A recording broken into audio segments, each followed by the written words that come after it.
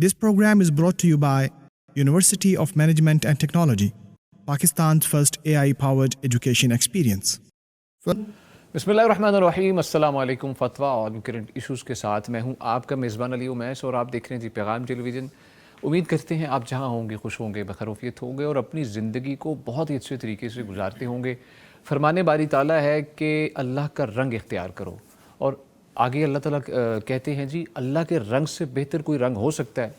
तो हमें कोशिश करनी चाहिए कि अल्लाह का जो रंग है वो बेसिकली दीन इस्लाम है, जो कुरान है और जो आप सल्लल्लाहु अलैहि वसल्लम की सुन्नत है, हम उसको अपनाएं, अपनी ज़िंदगी में उसको लागू करें। और जो अल्लाह ताला के बताए उसूल हैं और जिन जिन उसूलों पे हज़रत मोहम्मद सल्लल्लाहु अलैहि वसल्लम ने अमल किया, उनको अपनी ज़िंदगी में हम ज़रूर लागू करें। जी आपको बताते चलें जी, ये प्रोग्राम जो है UMT के ताउन से पेश किया जा रहा है, जो कि पाकिस्तान का पहला AI पावर्ड एजुकेशन एक्सपीरियंस अपने तलबा को फराहम कर रहे हैं जी। और आप इस प्रोग्राम में लाइव कॉल्स के थ्रू शरीक हो सकते हैं। नाज़रीन बिल्कुल आपने करना क्या है, पैगाम टेलीविज़न की जानिब से दिए गए UAN नंबर पे आपने कॉल करनी है। नंबर आपकी स्क्रीन पे भी इस वक्त चल रहा है, आप नंबर नोट फरमा लीजिए 04211170000 यानी 04211170000। इसके अलावा आप हमें यूट्यूब पे भी ज्वाइन कर सकते हैं। पैगाम TV लाइव सर्च कीजिए और कमेंट सेक्शन में अपने सवालात लिखिए, मुफ्तियान किराम से उनके जवाबात आपको मुहैया किए जाएंगे। और इसके अलावा आपके लिए पैगाम टेलीविज़न ने व्हाट्सएप का नंबर भी जारी किया है। नंबर आप नोट फरमा लीजिए 0321565200 यानी 0321565200। यहाँ पर आप जो हमें सवालात भेजेंगे इंशाल्लाह आपको नेक्स्ट प्रोग्राम में उनके जवाबात दिए जाएंगे। और इसके अलावा अगर आप चाहेंगे कि आपको व्हाट्सएप पर ही आपके सवालात के जवाबात दिए जाएँ, तो मुफ्तियान किराम इंशाल्लाह आपको वहीं पर आपके सवालात के जवाबात मुहैया करेंगे। हमारे स्टूडियोज़ में शख्सियत जो मौजूद हैं उनकी जानिब बढ़ेंगे जी। पहली शख्सियत फ़ज़ीलतुल शेख डॉक्टर मुफ्ती मोहम्मद अजमल भट्टी साहब, जो कि मारूफ आलिम दीन है और अरसा दराज से जो दीनी उलूम हैं उनके उस्ताद हैं, PhD स्कॉलर हैं। उन्हें खुशामदीद कहते हैं। मुफ्ती साहब अस्सलाम वालेकुम। वालेकुम अस्सलाम व रहमतुल्लाह। मुफ्ती साहब कैसी तबीयत है आपकी? अल्हम्दुलिल्लाह, अल्लाह का शुक्र माशाअल्लाह। और इनके साथ जो दूसरी शख्सियत है जी फ़ज़ीलतुल शेख मुफ्ती मोहम्मद नुमान फ़ारूकी साहब, अरसा दराज से वो भी दीनी उलूम के उस्ताद हैं और पैगाम फतवा कौंसिल के मेंबर भी हैं। उन्हें खुशामदीद बोलेंगे। मुफ्ती साहब अस्सलाम वालेकुम। वालेकुम अस्सलाम। मुफ्ती साहब कैसे मजाज हैं आपके? जी अल्हम्दुलिल्लाह। जी अल्हम्दुलिल्लाह। आज के जो हमारे करंट इशूज़ हैं, पहला करंट इशू जी मुफ्ती अजमल भट्टी साहब। शेख बहुत ज़्यादा ख़बर इस वक्त वायरल है, सोशल मीडिया पे तबसरे किए जा रहे हैं। इस्लामाबाद में गधों का गोश्त तो 1000 किलो के करीब जो गोश्त बरामद किया गया है और ये शुबा ज़ाहिर किया गया है वो सेल आउट होता है मुख्तलिफ़ जगहों पर और उसकी खालें जो है चाइना भेज दी जाती हैं। और इससे पहले तो लाहौर में ये मामला सुनने में हमें आया था, लेकिन अब इस्लामाबाद से भी ये ख़बरें आने शुरू हो चुकी हैं। इस मामले में आपसे जो हमें रहनुमाई दरकार है कि इस्लामी शरीयत की रोशनी में गधे का गोश्त जो है वो उसके बारे में क्या हुक्म है, हलाल है या हराम है, और अगर हराम नहीं तो इसकी वजह क्या है, और अगर हराम है तो उसकी भी क्या रीज़न है, उसके पीछे वजह क्या हो सकती है? बिस्मिल्लाहिर्रहमानिर्रहीम, अल्हम्दुलिल्लाहि रब्बिल आलमीन वस्सलातु वस्सलामु अला अशरफिल अंबिया वल मुरसलीन, अम्मा बाद। अली भाई, अल्लाह के रसूल सल्लल्लाहु अलैहि वसल्लम ने सन 7 हिजरी में जब ग़ज़वा खैबर किया है तो उस वक़्त ग़ज़वा खैबर कई दिन चलता रहा। ठीक है। बिल आखिरी किला भी जब फतह हुआ जी जी, तो मुसलमान थके हुए भी थे और कई दिनों के भूखे प्यासे भी थे। सफ़र था लंबा। जी जी बिल्कुल। तकरीबन 250 किलोमीटर है मदीना से खैबर, जो उस दौर में पैदल या ऊँटों पर या खच्चरों पर किया गया। जी, घोड़े तो बहुत कम होते थे। बिल्कुल ऐसे ही। तो अब इतना तवील सफ़र भी है, फिर आगे कई दिन जंग पर भी लग गए, तो भूख की शिद्दत थी। जी तो कहते हैं सहाबा कराम रिज़वानुल्लाह अजमाइन जैसे ही फतह हासिल हुई जी जी तो वहाँ के अमवाल पर जब हाथ लगे तो वहाँ बहुत सारे गधे मिले। जी। तो इन्होंने फटाफट गधे ज़िबा किए और गोश्त हंडिया में चढ़ा दिया, देगें चढ़ा दी। अच्छा।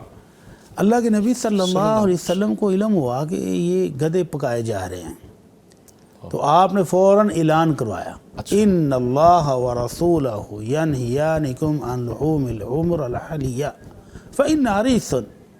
आपने फरमाया, लोगों, अल्लाह और उसका रसूल सल्लल्लाहु अलैहि वसल्लम तुम्हें घरेलू गधे के गोश्त से मना करता है क्योंकि ये नजस है। ठीक।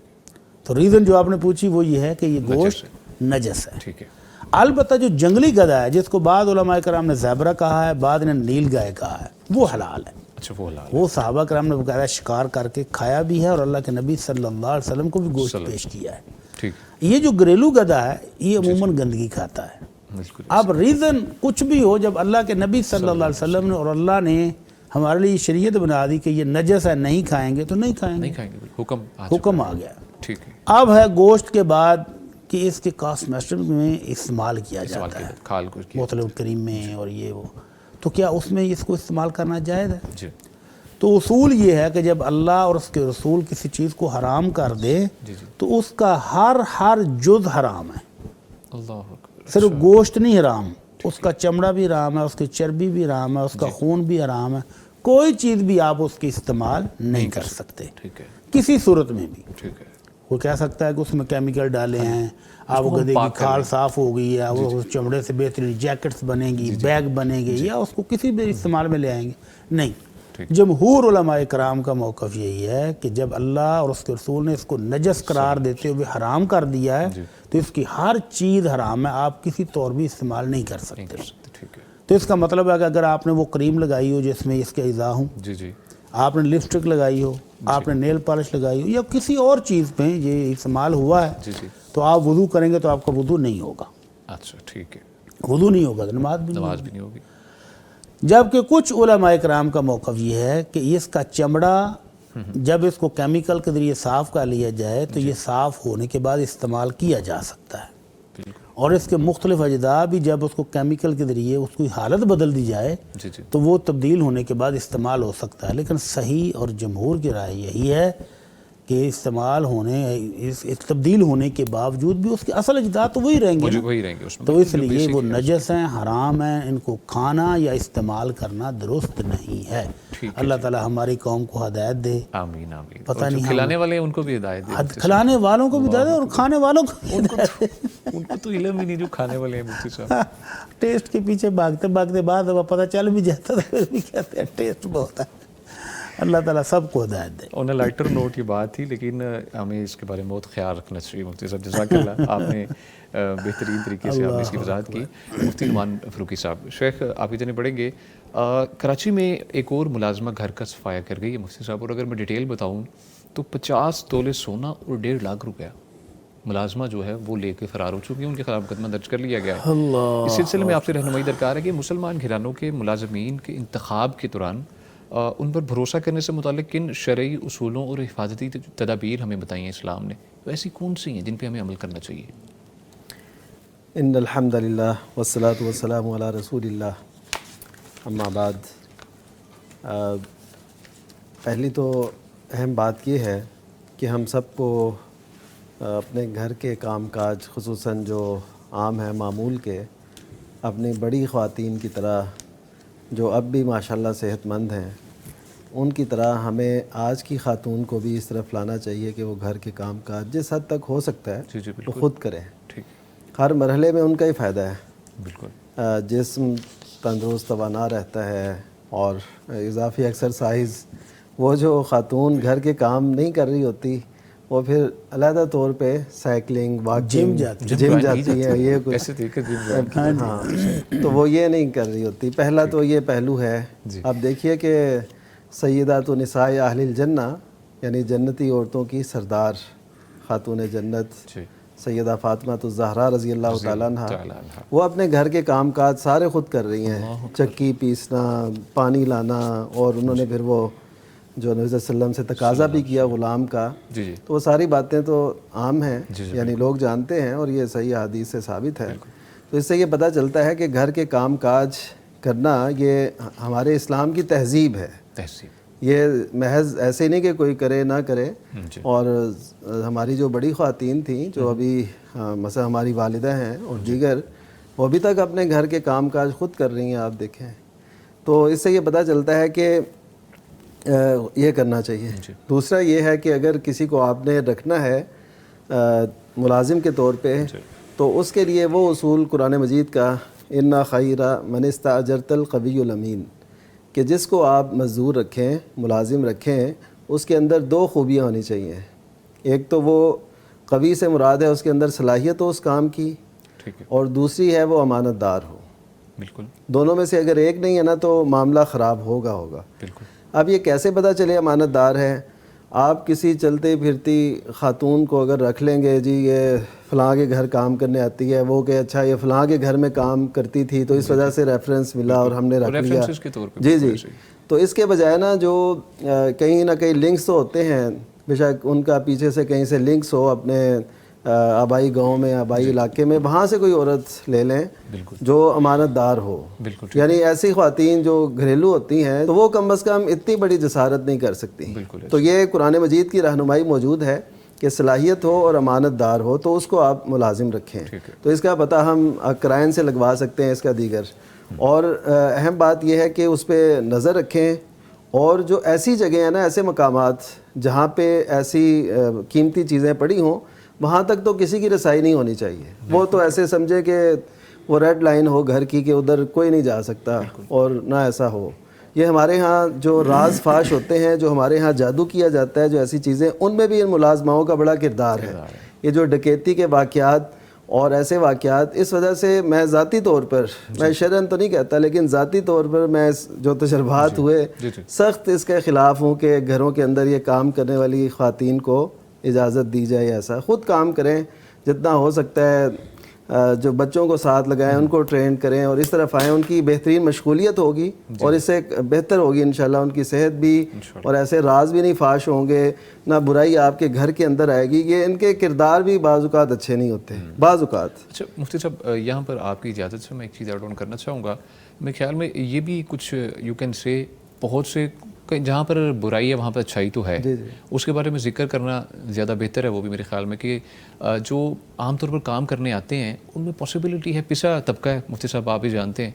تو اس میں یہ ہے کہ وہ کام کرنے آئے ہیں تو سب تو غلط نہیں ہے. ہمیں یہ بھی میسیج نہیں اس پلیٹ فارم سے جانا چاہیے. نہیں وہ تو ظاہر ہے، کیونکہ ہم نے پازیٹیو میسیج دینا ہے، اور ہمیں اس پلیٹ فارم سے میسیج دینا چاہیے کہ بھائی اچھے لوگ بھی ہیں، برے بھی ہیں. اب بروں کو ٹیکل کس طریقے سے کرنا ہے، اچھے لوگ اور ضرورت مند، اور اسی طرح کئی ایسے لوگ ہیں مثلا کوئی گھر کے کام خود کر ہی نہیں سکتے، وہ ضعیف العمر ہیں یا ایسا کچھ مسئلہ ہے، تو ظاہر ہے ان کے لیے تو ضرورت پیش آئے گی. یا گھر بہت بڑا ہے، اس کو وہ نہیں مینیج کر سکتے، نہیں مینیج کر سکتے. تو یہ ساری چیزیں میں نے اسی لیے کہا کہ ذاتی طور پہ میں پسند نہیں کرتا، لیکن شریعت کے اندر اس کی اجازت ہے. اور ملازم رکھے بھی گئے.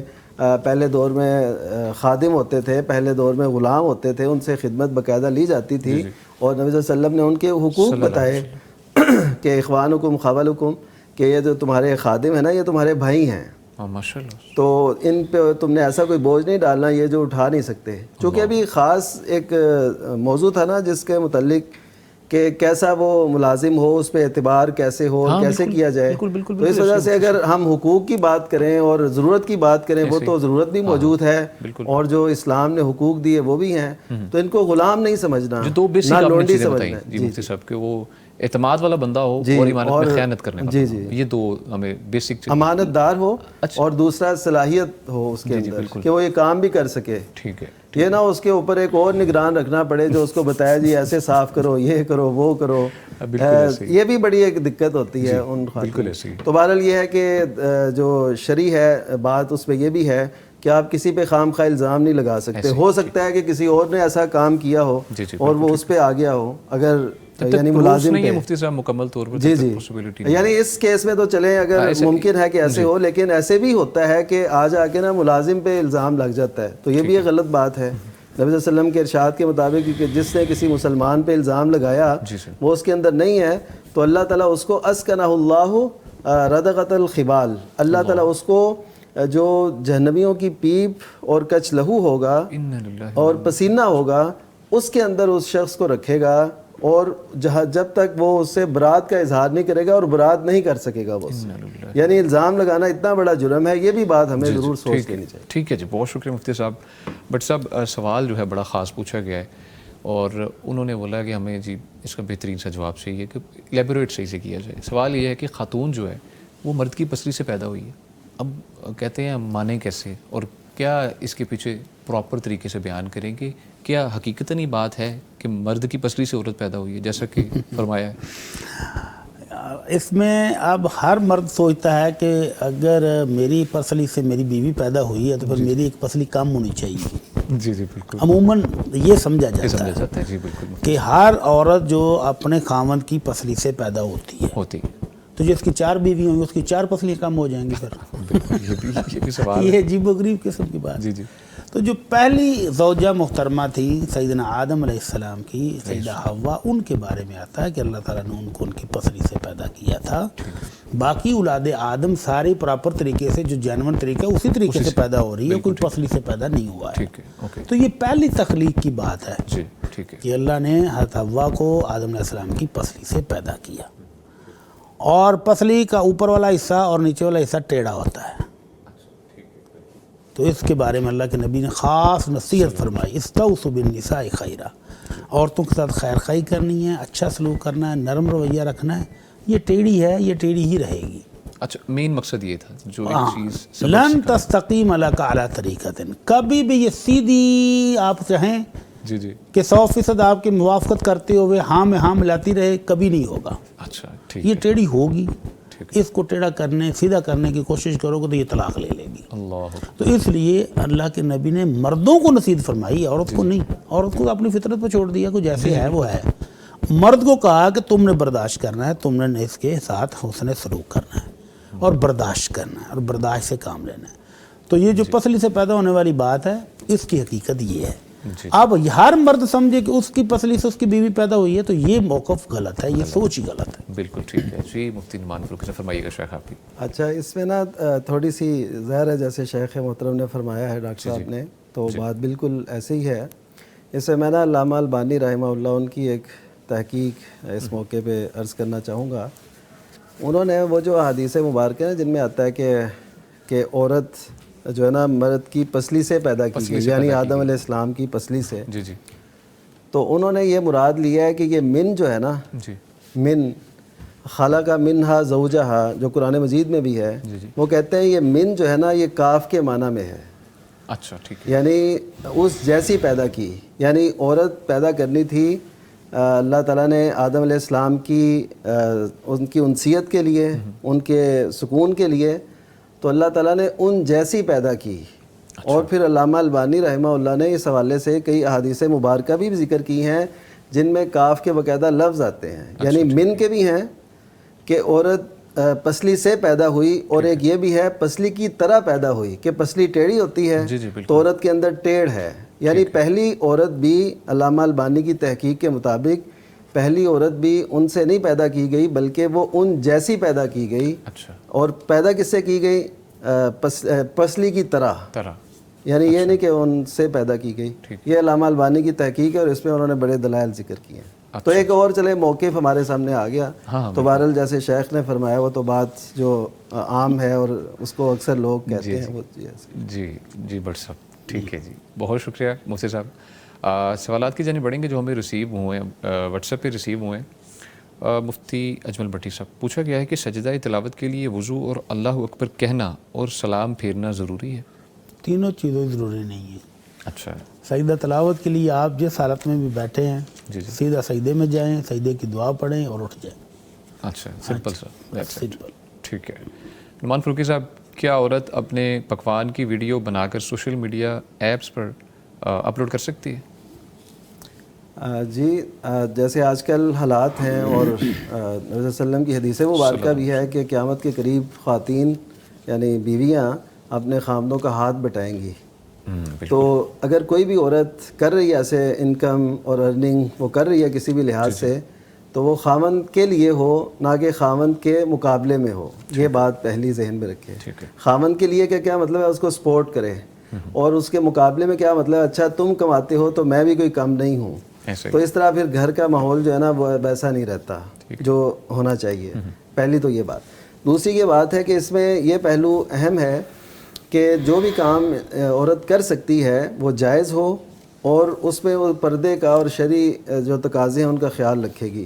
مثلا وہ پکوان کی ویڈیو بنائے نہ کہ اپنی. ٹھیک ہے، وہ پکوان تو چولہے پہ پک رہا ہے نا، اس میں کیا کیا ڈالنا ہے. چلیں اس کے ہاتھ بھی اگر نظر آتے ہیں تو ہاتھوں کا تو پردہ نہیں ہے. تو باقی اپنی ویڈیو وہ نہ بنائے، کھانے کی پکوان کی بنائے اور اس کو اپلوڈ کر سکتی ہے. اس کی آواز کا بھی ظاہر ایسا کوئی اس میں پردے والا معاملہ نہیں ہے. جب وہ عمومی طور پہ بیان کر رہی ہے اس کو اتنے وہ ملائمت سے نہ بیان کرے. اور سادہ سے لفظوں میں اسے بیان کرے, کوئی پرکشش الفاظ اس کے ساتھ نہ لگائے, تو کر سکتی ہے بالکل, اور اس سے ارننگ بھی کر سکتی ہے, کوئی اس میں مذائقہ نہیں ہے. بس یہ ہوتا ہے کہ جو شرعی تقاضے ہیں ان کو پورا کیا جائے, اور جو جائز کام ہیں وہ کیے جائیں, جو ناجائز ہیں, حرام ہیں, مشکوک ہیں, ان سے بچا جائے. ٹھیک ہے جی, بہت شکریہ مفتی صاحب. بٹ صاحب آپ کی جانب پڑھوں گا, پوچھتے ہیں جی مفتی صاحب, اگر بیوی جاب ہولڈر ہو اور شوہر یہ ایکسکیوز دے سکتا ہے کہ تم آبویسلی جاب ہولڈر ہو, کام کرتی ہو, تو میں تمہارے نان نفقہ خرچہ میں ذمہ دار, بالکل میرے اوپر کوئی ذمہ داری نہیں ہے, اور ایسے شوہر کے بارے میں اگر اسلام کہتا ہے کہ نان نفقہ دینا پھر بھی ذمہ داری شوہر کی ہے, انلیس انٹل کے جو خاتون ہیں وہ بھی جاب ہولڈر ہے, اس سلسلے میں کہہ رہے ہیں وہ اس شوہر کے لیے کیا رہنمائی ہے, اسلام میں کیا ہے؟ دیکھیں, نان نفقے کی ذمہ داری تو شوہر کی ہے. اچھا ٹھیک ہے. اور اس نے جس دن کہا تھا نا مجھے قبول ہے قبول ہے قبول ہے, تو وہ 3 دفعہ جو کہا تھا وہ یہ ساری ذمہ داریاں ہی قبول کی تھیں, اور کیا تھا. بالکل ایسے ہی. تو اللہ کے رسول صلی اللہ علیہ وسلم نے بیوی کا کھانا پینا, بیوی کا لباس خامد کی ذمہ داریوں میں سے ذمہ داری قرار دیا ہے. ٹھیک ہے. تو یہ تو خامد ہی کی ذمہ داری رہے گی جو نان نفقہ ہے. نان نفقہ ہے. ٹھیک ہے. البتہ اگر وہ آپس میں کمپرومائز کر لیتے ہیں. اچھا ٹھیک ہے. بیوی کہتی میں جاب کروں گی, خامد کہتا میں نہیں کرنے دیتا, گھر کی ضروریات کے لیے میں ہوں نا, میں کما رہا ہوں, ٹھیک ہے, تمام ضروریات پوری ہو رہی ہیں, آپ کو ایسا ضرورت نہیں ہے, آپ گھر بیٹھو, جو آپ کی بیسک ذمہ داری ہے. جی. آپ بچوں کو سنبھالو, گھر کو سنبھالو. یہ تو نہیں نا کہ بیوی جاب پر جائے اور گھر کے کام کاج کے لیے 3 ماسیاں رکھی ہوئی ہیں. بالکل وہی بات جو پہلے ہم کر رہے تھے, ایسے ہی ہے کہ خود کام کرنا نہیں اور پھر بعد میں جم میں جانا ہے. جم میں جانا ہے. بالکل. تو اسی طرح گھر کے کام کاج کے لیے 3 4 ماسیاں ہیں, بچوں کو سنبھالنے کے لیے الگ, کھانا پکانے کے لیے الگ, کپڑوں کے لیے الگ, صفائی کے لیے الگ, اور بیوی جاب پہ جا رہی ہے. تو اگر خامد اجازت نہ دے تو اس کو حق حاصل ہے کہ وہ اجازت نہ دے جاب کی, کیونکہ بیوی کی بیسک ذمہ داری گھر ہے. خامد کا مال, اس کا گھر, اس کے بچوں کی حفاظت کرنا یہ بیوی کی ذمہ داری ہے. اگر خامد اس کو اجازت دیتا ہے کہ ٹھیک ہے جی آپ بھی جائیں, لیکن پھر یہ ہوگا کہ جو آپ آمدن لے کر آئیں گے, جو میں لے کر آؤں گا, دونوں مل کے گھر کو چلائیں گے. ٹھیک ہے. پھر کمپرومائز کی صورت میں تو جائز ہوگا. بیوی کہتی ٹھیک ہے مجھے آپ یہ اجازت دے دیں, اس کے بدلے میں جو کما کر لاؤں گی وہ بھی اسی گھر پر خرچ ہوگا. کچھ آپ لاتے ہیں, کچھ میں لاؤں گی, تو مل جل کے, جیسے مفتی صاحب فرما رہے تھے کہ قیامت کے قریب یہ ہونا ہے. بالکل ایسے ہی. تو اب ہمارا لالچ اتنا بڑھ گیا ہے کہ ہم جو اللہ کا شکر کم کرتے ہیں اور ضروریات خام خواہ کی بڑھا لی ہیں. اس لیے ہر بندہ ہی کام کرے گا تب ہی پوری ہوں گی, ویسے نہیں ہوں گی. بالکل ٹھیک ہے. تو ٹھیک ہے دونوں کمائیں اور دونوں مل کے گھر کی ضروریات کو پورا کریں, تو ٹھیک ہے کمپرومائز کر کے چل لیں. اچھا مفتی صاحب, آپ نے جیسے فرمایا قبول ہے قبول ہے قبول ہے, ایسے فرمائیے گا کہ کیا یہ ضروری ہے کہنا قبول ہے 3 دفعہ نکاح کے موقع پر؟ 1 دفعہ بھی کہہ دے تو بس کافی ہے.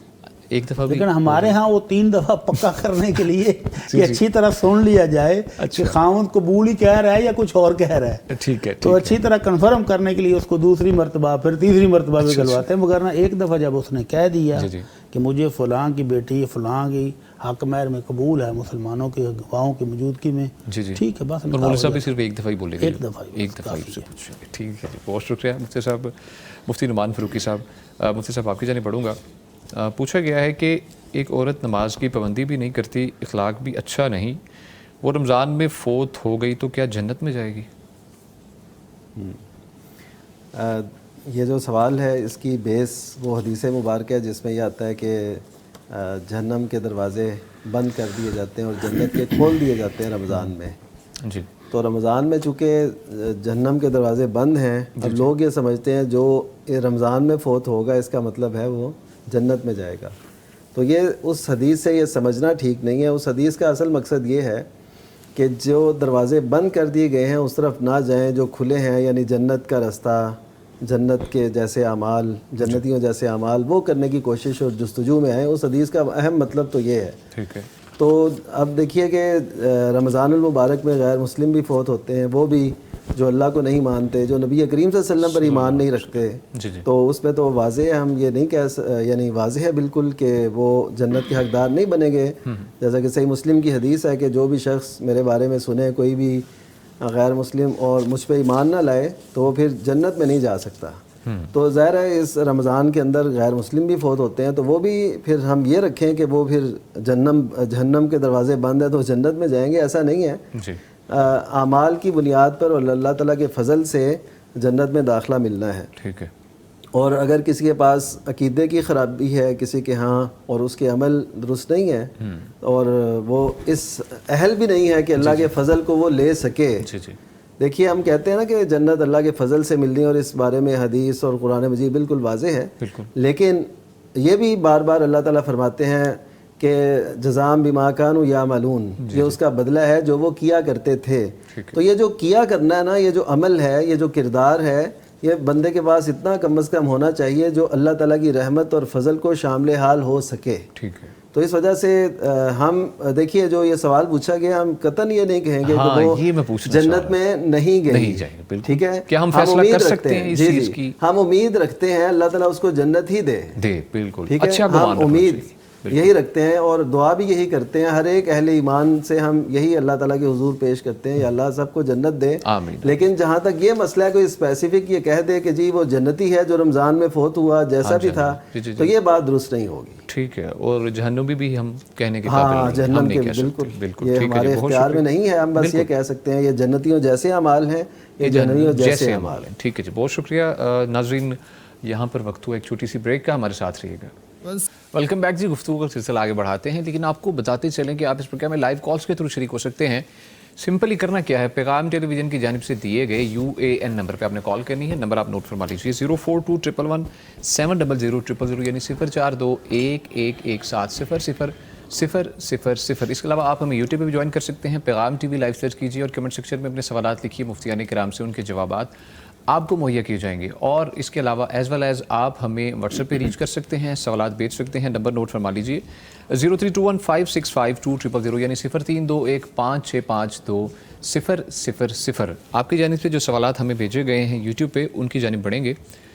جی مفتی اجمل بھٹی صاحب, شکی ملک صاحبہ لکھتی ہیں, السلام علیکم. وعلیکم السلام. کیا اندھیرے میں نماز ہو سکتی ہے؟ یہ ہماری بہن جو ہے, اس کو تھوڑا سا پیچھے کو لے کر جائیں. جی, آج سے 50 سال پہلے ہی گھروں کے اندر لائٹیں کتنی ہوتی تھی؟ مغرب کے بعد لائٹیں کہاں تھیں؟ مغرب اور عشاء کی نماز اور فجر کی نماز اندھیرے میں ہی پڑھی جاتی تھی. حتیٰ کہ مسجدوں کے اندر بھی ایک آدھ چراغ, ایک آدھ دیا تیل سے جلنے والا یا لالٹین بڑی مشکل سے ہوتی تھی.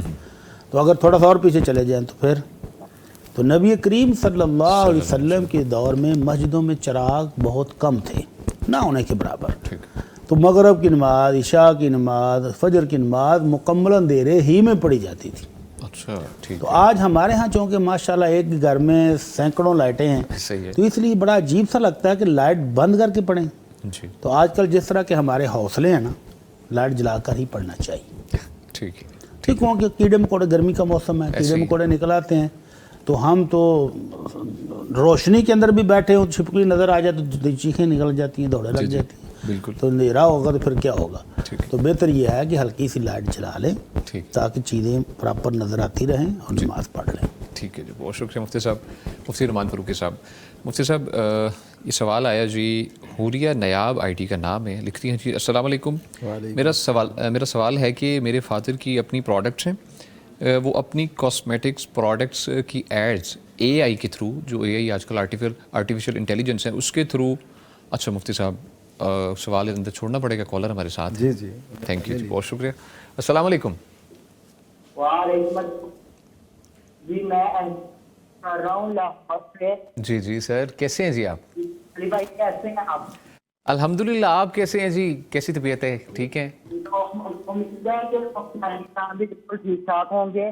میرا مفتی صاحب سے یہ تھا کہ میں نے تو پچھلے دنوں بتایا تھا کہ آنکھ کا آپریشن ہوا ہے, وجہ سے مجھے نظر نہیں آ رہی. جی تو وہ نماز پڑھتا ہوں تو کیا نماز میں سجدہ نہیں کر سکتا, کیونکہ ڈاکٹر نے سختی کیا جھکنے تھے. تو کیا میں یہ جو قیام اور رکوع کر سکتا ہوں, کیا میں قیام اور رکوع کر دوں کہ مکمل نماز بھی بیٹھ کر ادا کر لوں؟ اچھا جی, ٹھیک ہے جی, اور دوسرا کوشچن یہ تھا کہ میں حفظ کر رہا ہوں تو وہ اب اندر رہ گیا ہے اور مجھے وہ نظر کا مسئلہ بن گیا ہے. تو وہ میں اب موبائل سے یاد کرتا ہوں تو موبائل میں کبھی کبھی مسٹیک ہو جاتی ہے مجھ سے. تو کیا اس کا مجھے گناہ تو نہیں ملے گا؟ مجبوری ہے میری, میں وہ دیکھ کر نہیں کر سکتا. اچھا جی, ٹھیک ہے جی, بہت شکریہ. احسن صاحب آپ نے کال کی, مفتی نعمان فاروقی صاحب چیک فرمائیے گا. جی, جہاں تک ان کا پہلا سوال ہے کہ میں سجدہ اگر جھک کے کروں تو مجھے روکا گیا ڈاکٹر نے کیونکہ آنکھ میں پرابلم ہے. ان کی نظر بیسیکلی ہمیں 2 پروگرامز پہلے کال آئی تھی, انہوں نے دوا کے بارے میں بولا تھا, ان کو نظر اچانک آنا بند ہو گیا تھا, اس سلسلے میں علاج کروا رہے ہیں اور ڈاکٹر نے بولا ہے کہ آپ سجدہ نہیں کر سکتے آپ, بالکل ایسے ہی. جی ڈاکٹر عموماً جن کو آنکھ کی پرابلم ہو تو ان کو روکتے ہیں, آپریشن وغیرہ ہوا ہو.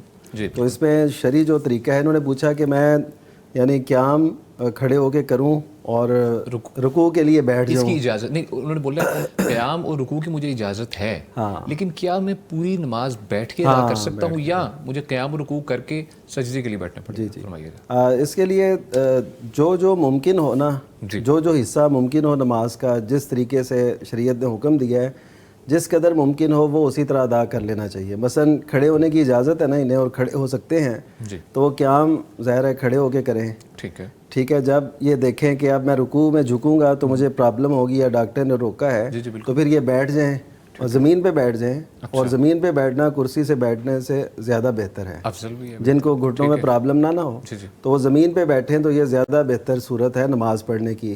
لیکن چیئر پہ بیٹھا جا سکتا ہے. ہاں, چیئر پہ بیٹھا جا سکتا ہے. یہ تو اچھا, پھر یہ ہے کہ وہ جب ایسے بیٹھیں گے نا, اتحیات میں مثلا بیٹھے ہیں, تو رکوع ایسے ہوگا اور سجدہ جو ہے وہ اس سے تھوڑا زیادہ جھک جائیں جہاں تک انہیں کوئی تکلیف نہ ہو. اچھا, دوبارہ یعنی یہ دیکھیے, یہ تھوڑا سا جھکے, یہ ہو گیا رکوع, اور زیادہ جھکے یہ ہو گیا سجدہ. اب یہ انہوں نے خود مینیج کرنا ہے کہ نبی صلی اللہ علیہ وسلم نے جو تعلیم دی ہے وہ یہ ہے کہ جو سجدہ ہے نا وہ رکوع سے زیادہ جھکا ہوا ہو. ٹھیک ہے, بس یہ فرق کرنا ہے جہاں تک تکلیف, ہاں جہاں تک تکلیف نہ ہو. اب یہ دیکھ لیں کہ رکوع اگر اس طرح ہوتا ہے تو بھی ٹھیک ہے, اگر اس سے زیادہ ہوتا ہے تو بھی ٹھیک ہے, وہ جیسے بھی کر لیں. اور دوسرا جو ان کا سوال کا پہلو تھا کہ میں تلاوت حفظ کر رہے ہیں اور وہ جو پڑھتے ہیں تو اس سے بعض اوقات مسٹیک ہو جاتی ہے. سن کے کر رہے ہیں. جی سن کے. تو اس میں جب وہ سنیں گے تو ظاہر ہے اس میں تو وہ ٹھیک سن رہے ہیں نا, جس کی بھی قرات یا امام کی. تو جب بھی یہ سنائیں گے اپنا یاد کر کے, تو وہ تو ایک ظاہر ہے پراپر بندہ, ایک استاد ہونا چاہیے جس کو یہ سنائیں. اگر نہیں سنائیں گے تو ہو سکتا ہے کہ ان کی وہ غلطی ہمیشہ کے لیے وہ ہو جائے. یعنی صرف اس سے مدد لے سکتے ہیں, لیکن ایک استاد, ایک سننے والا, وہ چاہے باپ ہو, والدہ ہو, بھائی ہوں, کوئی بھی ہوں, وہ سنیں باقاعدہ اور وہ ان کی غلطیاں نکالیں. ایسے تو غلط ہوگا کہ کوئی بندہ غلط ہی یاد کر لے. ہاں, یہ ہو سکتا ہے کہ کبھی دہراتے ہوئے کچھ غلطی ہو جائے, وہ ایک علیحدہ بات ہے.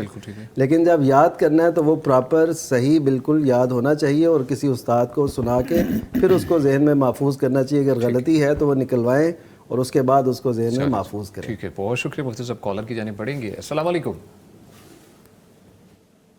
عابد وسیم صاحب ہیں جی وہاڑی سے.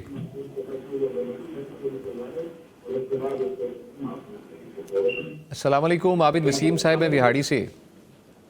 جی وعلیکم السلام, پوری میری ٹیم کو السلام علیکم. وعلیکم السلام. جی سر, کیسے ہیں؟ الحمدللہ. میرا سوال یہ, ایک تو قبلہ کی طرف کیا پاؤں کر سکتے ہیں؟ قبلہ کی طرف پاؤں کر کے, یہ میں نے سنا جی نہیں, ایسے قبلے کی طرف پاؤں نہیں کرنے چاہیے. اچھا ٹھیک ہے. دیکھا بھیا جاتی ہے, کہتے ہیں جی قبلہ کی طرف دوسری ٹانگیں نہ ہو, چہرہ ہو جائے. دوسرا میرا سوال, استعمال کر سکتے ہیں, پونا ہو یا ہاتھ ٹوٹا ہوا کنگا ہو, کیا وہ استعمال کیا جا سکتا ہے؟ اچھا, دوسرا سوال اپنا دوبارہ دہرا دیجیے. عابد وسیم صاحب دوسرا سوال دوبارہ دہرا دیجیے, سمجھ نہیں آ سکا. جی اچھا, شاید پاسبلٹی یہی ہے, میرا خیال ہے کہ کنگھی کا. ٹھیک ہے جی, فرمائیے گا. شاید ٹوٹی کنگھی ایسا ہی ہے وہ. پہلا صاحب نے فرما دیا, پہلا سوال کیا تھا؟ قبلہ رخ کر کے جو پاؤں کہتے ہیں کر لینا. ہاں, قبلہ رخ پاؤں کر کے بیٹھنا, لیٹنا ہمارے ہاں عرف میں معیوب سمجھا جاتا ہے. کہ قبلہ کا احترام یہ ہے کہ پاؤں نہ کیے جائیں. بالکل ایسے ہی. تو ویسے شرعاً کوئی قباحت نہیں ہے. اگر انسان بیٹھے بیٹھے تھک گیا ہے تو پاؤں اگر قبلہ رخ ہو جائیں تو کوئی حرج بھی نہیں ہے. اچھا ٹھیک ہے, کوئی حرج نہیں ہے. لیکن ہمارے ہاں عرف میں چونکہ اس کو معیوب سمجھا جاتا ہے, تو اگر عرف کا لحاظ رکھا جائے تو بھی بہتر ہے. کہ کہیں آپ ایسے بزرگوں کے درمیان بیٹھے ہوں جو اس کو مایوس سمجھتے ہیں, تو آپ ٹانگیں پھیلا کے قبلہ رخ کر لیں تو وہ بڑا ناگوار گزرے گا. تو ان کی دل جمی کے لیے بھی ٹھیک ہے کہ ان کا دل کا خیال رکھیں. اچھا ٹھیک ہے, ان کا احترام ہے, تو اس کے لیے آپ قبلہ رخ نہ کریں. لیکن شرعاً کوئی قباحت اور ممانعت نہیں ہے. اسی طرح کنگھے کی ہے کہ 2-3 اگر اس کے دانے ٹوٹ گئے ہیں تو یہ اب سارا تکلف ہماری خواہشوں کا ہے کہ ایک گھر میں کئی کنگھیاں ہیں, جی کئی براش چیمبر کے ہر بندے کا اپنا اپنا علیحدہ براش ہے، ایسے ہے بالکل. اور تھوڑا سا خراب ہو، تھوڑا سا میلا ہو تو اس کو پھینک کے نیا بھی لے لیا جاتا ہے. اللہ تعالیٰ نے فراوانی دی ہے، وگرنہ ایک کنگھی پورے فیملی کے لیے ہی ہوتی تھی اور اسی کو سارے استعمال کرتے تھے، ایسے ہی. اور ٹوٹ جاتی تھی تو اس کو جوڑ لگایا جاتا تھا. اللہ کے نبی صلی اللہ علیہ وسلم کے گھر میں پینے کے لیے لکڑی کا ایک ہی پیالہ تھا، ایک ہی پیالہ تھا، اور وہ بھی اماں جی عائشہ نے غصے میں آ کر ہاتھ مارا اور توڑ دیا. اللہ اکبر. تو اللہ کے نبی صلی اللہ علیہ وسلم نے وہ سیدہ زینب کچھ پکا کر لائی تھی تو انہوں غصے میں سونکن کا غصہ اچھا تو توڑ دیا. تو آپ نے فرمایا اپنا پیالہ صحیح والا اس کو دے دو اور یہ ٹوٹا ہوا اب تم رکھو. اور اس ٹوٹے ہوئے کو پھینکا نہیں گیا، اس کو چاندی کی تار سے جوڑ لگا کے قابل استعمال بنایا گیا. اچھا ٹھیک. اور حضرت انس کہتے ہیں تا دیر وہ اللہ کے نبی کے گھر استعمال ہوتا رہا. اچھا ٹھیک ہے. تو اتنی فراوانی جب آ جائے تو پھر اس طرح کے سوال ہوتے ہیں جی ٹوٹے ہوئے دندانے کنگھی کر سکتے ہیں کہ نہیں، اور اگر غربت کا دور ہو تو پھر تو بال اتفاق جائز ہے، کوئی حرج نہیں. ٹھیک ہے جی، بہت شکریہ مفتی صاحب. کالر کی جانب بڑھیں گے جی. السلام علیکم. کالر ڈراپ ہو گئے ہیں، کافی دیر سے ویٹ کر رہے تھے کالر جو ہیں. انشاءاللہ دوبارہ ریکنیکٹ کر لیں گے ان کے ساتھ. مفتی نعمان فاروقی صاحب، مفتی صاحب آپ کی جانب بڑھوں گا. جو سوال پہلے دہرا رہے تھے، حوریہ نیاب آئی ڈی کا نیم ہے، لکھتی ہیں جی السلام علیکم، میرا سوال ہے کہ کیا میرے فادر کی اپنی پروڈکٹس ہیں کہ وہ اپنی کاسمیٹکس پروڈکٹس کی ads A I artificial intelligence کے تھرو کریٹ کر سکتے ہیں؟ اور انہوں نے مزید کہا ہے کہ فار ایگزامپل اگر بیوٹی کریم کی ایڈ ہے تو اس میں اے آئی کی جو لڑکی ہوگی اس کے بازو بھی کور نہیں ہوں گے، سر پہ دوپٹہ بھی نہیں ہوگا، کیا یہ صحیح ہے اکارڈنگ ٹو دا اسلام؟ جی، اس سوال کا جو پہلا پہلو ہے وہ تو بالکل جائز ہے کہ آپ جو جدید ذرائع ہیں ان سے مدد لیں اور اپنی ایڈز وغیرہ بنوائیں، اچھا ڈیزائن ہو، خوبصورت رنگ. بلکہ اے آئی تو آپ کو الفاظ بھی دے دیتی ہے، بہت اے آئی آپ کو اچھا اور چند ہی لمحوں کے اندر وہ بڑی اچھی وہ آپ کو پیشکش کر دیتی ہے.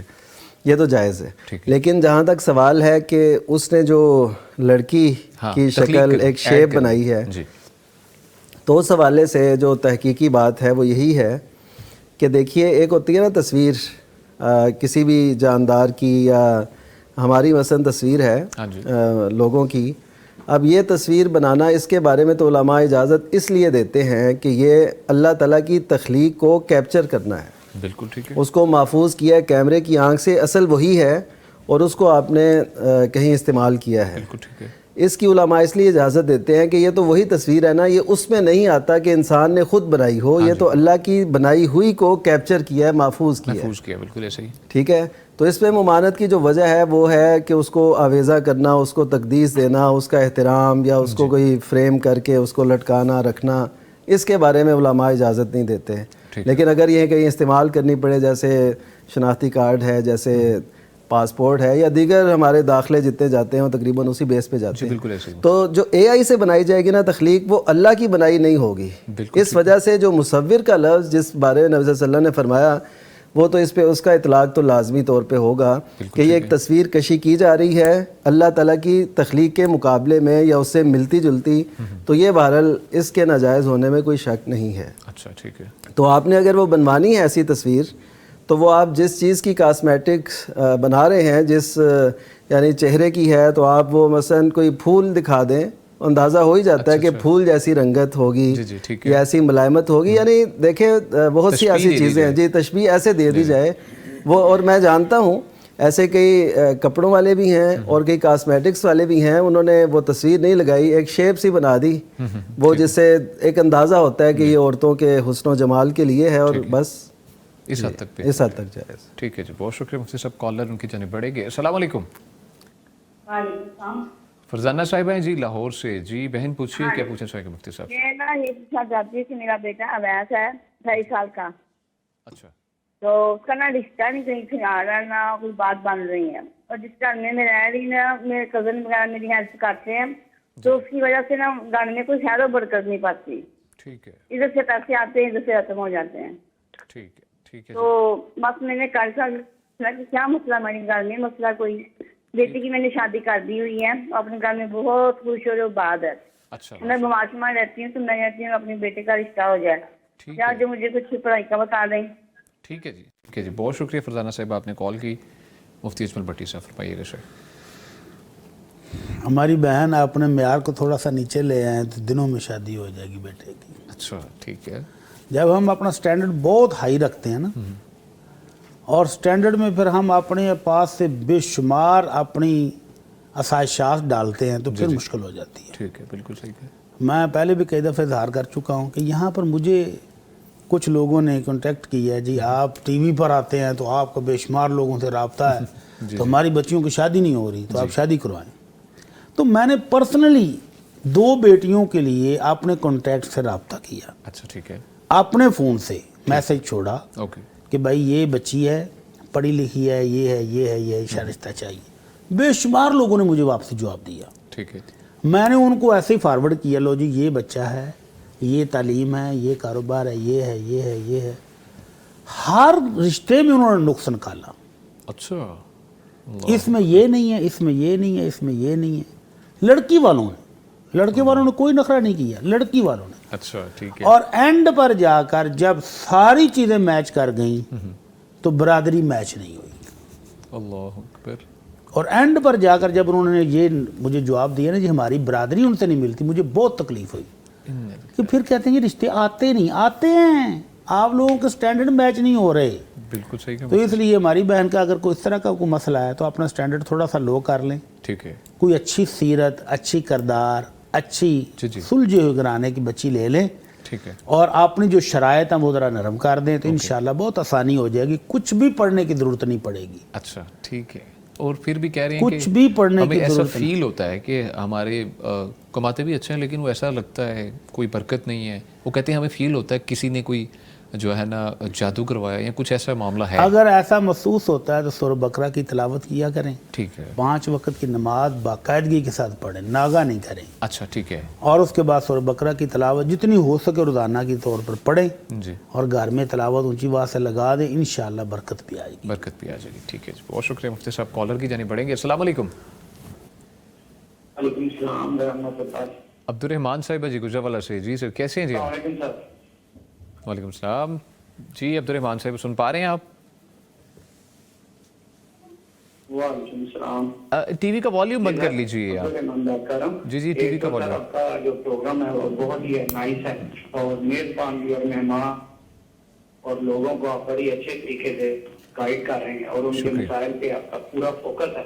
اور آپ کے جو علماء کرام ہیں وہ بھی بڑے انرجیٹک، ان سے بڑی لوگوں میں حرارت پیدا ہو رہی ہے اور وہ بہت سارے اپنے ایڈریس جو ہے وہ ریز کرتے ہیں اور آپ اس کا مفصل جواب دیتے ہیں. ہمارا مسئلہ یہ ہے کہ ہمیں ایک جو ہے جادو کے سارے گھر پہ اور ساری فیملی پہ تو وہ ختم نہیں ہو رہا. ہم پڑھتے بھی ہیں جو ہے سورہ بقرہ کی بھی تلاوت کر رہے ہیں اور بھی وظائف آپ کے چینل سے فلق ناس دوسرا تیسرا، لیکن وہ حل نہیں ہو رہا. کسی کے کان میں آواز آتی ہے جنات کے ذریعے سے دوسرے طریقے سے تو وہ بندش کا بھی سامنا ہے. اسی طرح بہت سارے معاملات وہ حل نہیں ہو رہے. تو ہمیں مفصل ایسا معاملہ بتائیں. ہم نے 2-3 رائے بھی لی ہے، انہوں نے بھی مختلف وظائف دی ہیں، کچھ ایسی چیزیں دی ہیں لیکن مسئلہ حل نہیں ہو رہا. کوئی کہتا ہے کہ گھر پہ جو ہے وہ خود تو کیسے ختم ہوں گے. وہ گھر پہ باتیں سنتا ہے پھر وہ وہی باتیں میسج میں ڈالتا ہے اور وہ سسٹم ہے جیسے آج نئی ٹیکنالوجی کے ذریعے تو وہ وہاں سے. ٹھیک ہے جی. ٹھیک ہے جی. بہت شکریہ عبدالرحمان صاحب آپ نے کال کی. آپ کا سوال ہمیں معلوم ہو چکا ہے. مفتی اجمل بھٹی سے فرمائیے گا شیخ. جی یہ میرے بھائی کہہ رہے ہیں کہ مسئلہ حل نہیں ہو رہا. بالکل اسی. اللہ کے رسول صلی اللہ علیہ وسلم کے فرمان کے بعد تو کوئی شک کی گنجائش رہ ہی نہیں جاتی ہے. آپ نے فرمایا اقرأوا سورۃ البقرہ فإن أخذها برکہ وترکها حسرہ ولا تستطيع البطلہ، کہ سورہ بقرہ کی تلاوت کرو، اس کو پڑھنا، اس پر عمل کرنا باعث برکت ہے. بالکل صحیح ہے مفتی صاحب. اور اس کو چھوڑ دینا حسرت اور ندامت کا باعث ہے. اللہ اکبر. اور دنیا کا کوئی جادوگر اس کا مقابلہ نہیں کر سکتا ہے. تو آپ سورہ بقرہ پڑھیں اور گھر میں اونچی آواز سے تلاوت لگا دیں. ٹھیک ہے. اور پھر پریشان نہ ہوں.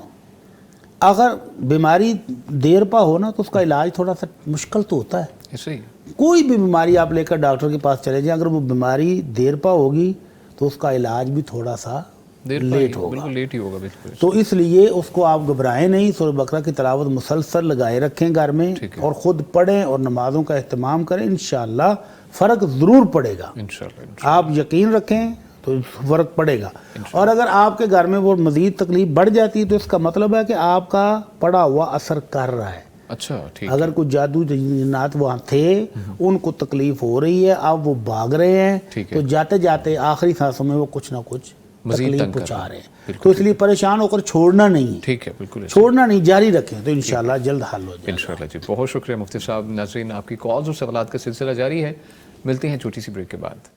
वेलकम बैक जी. गुफ्तगू का सिलसिला आगे बढ़ाते हैं. आपको बताते चले आप इस प्रोग्राम में लाइव कॉल्स के थ्रू शरीक हो सकते हैं. पैगाम टेलीविज़न की जानिब से दिए गए UN नंबर पे आपने कॉल करनी है. नंबर आप नोट फरमा लीजिए 0421170000 यानी 0421117000. इसके अलावा आप हमें यूट्यूब पे भी ज्वाइन कर सकते हैं. पैगाम TV लाइव सर्च कीजिए और कमेंट सेक्शन में अपने सवालात लिखिए. मुफ्तियान किराम से उनके जवाबात आपको मुहैया किए जाएंगे. और इसके अलावा आप हमें व्हाट्सएप पे भी रीच कर सकते हैं 0321565200. ये हमारा व्हाट्सएप का नंबर है. अपने सवालात भेजिए मुफ्तियान किराम से, इंशाल्लाह आपको जवाबात वहाँ पर मुहैया किए जाएंगे. आपकी जानिब से जो हमें सवालात मौसूल हुए हैं व्हाट्सएप यहाँ पे यूट्यूब पे, उसकी जानिब पढ़ेंगे. मुफ्ती मोहम्मद अजमल भट्टी साहब. शेख फ़ातिमा सहर लिखती हैं जी, अस्सलाम वालेकुम भाई, कैसे हैं आप? जी अल्हम्दुलिल्लाह, अल्लाह का शुक्र. वो लिखती हैं जी, कुरान पाक को मुकम्मल करके 14 सजदे कर सकते हैं, जैसे कि रमज़ान के महीने में 6 दिन में एक कुरान पढ़ के फिर सजदे एक साथ कर लूँ? नहीं, ये तरीका गलत है. अच्छा. सुन्नत नबवी से जो तरीक़ाकार मिलता है वो ये है कि जैसे ही आप आयते सजदा तिलावत करेंगे, आप वहीं रुक कर सजदा करें. अच्छा, वहीं पर रुक कर सजदा करें. वहीं पर रुकें और सजदा कर लें. ठीक है. और बिलफर्द अगर कभी सजदा ना भी करें तो गुनाह नहीं है. अच्छा ठीक है. और सजदों की कज़ा नहीं है.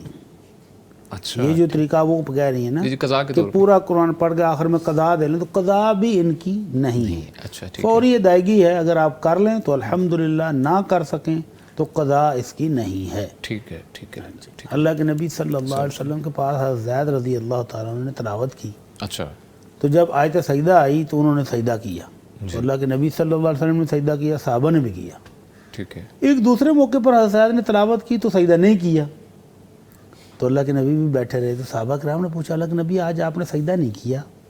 तो आपने फरमाया, हमारे कारी साहब ने सजदा नहीं किया, जिन्होंने तिलावत की है उन्होंने सजदा नहीं किया, तो हम सुनने वालों ने भी नहीं किया. ठीक है. तो इससे साबित होता है कि अगर सजदा कर लिया जाए तो बेहतर है, अफजल है, और कर लें.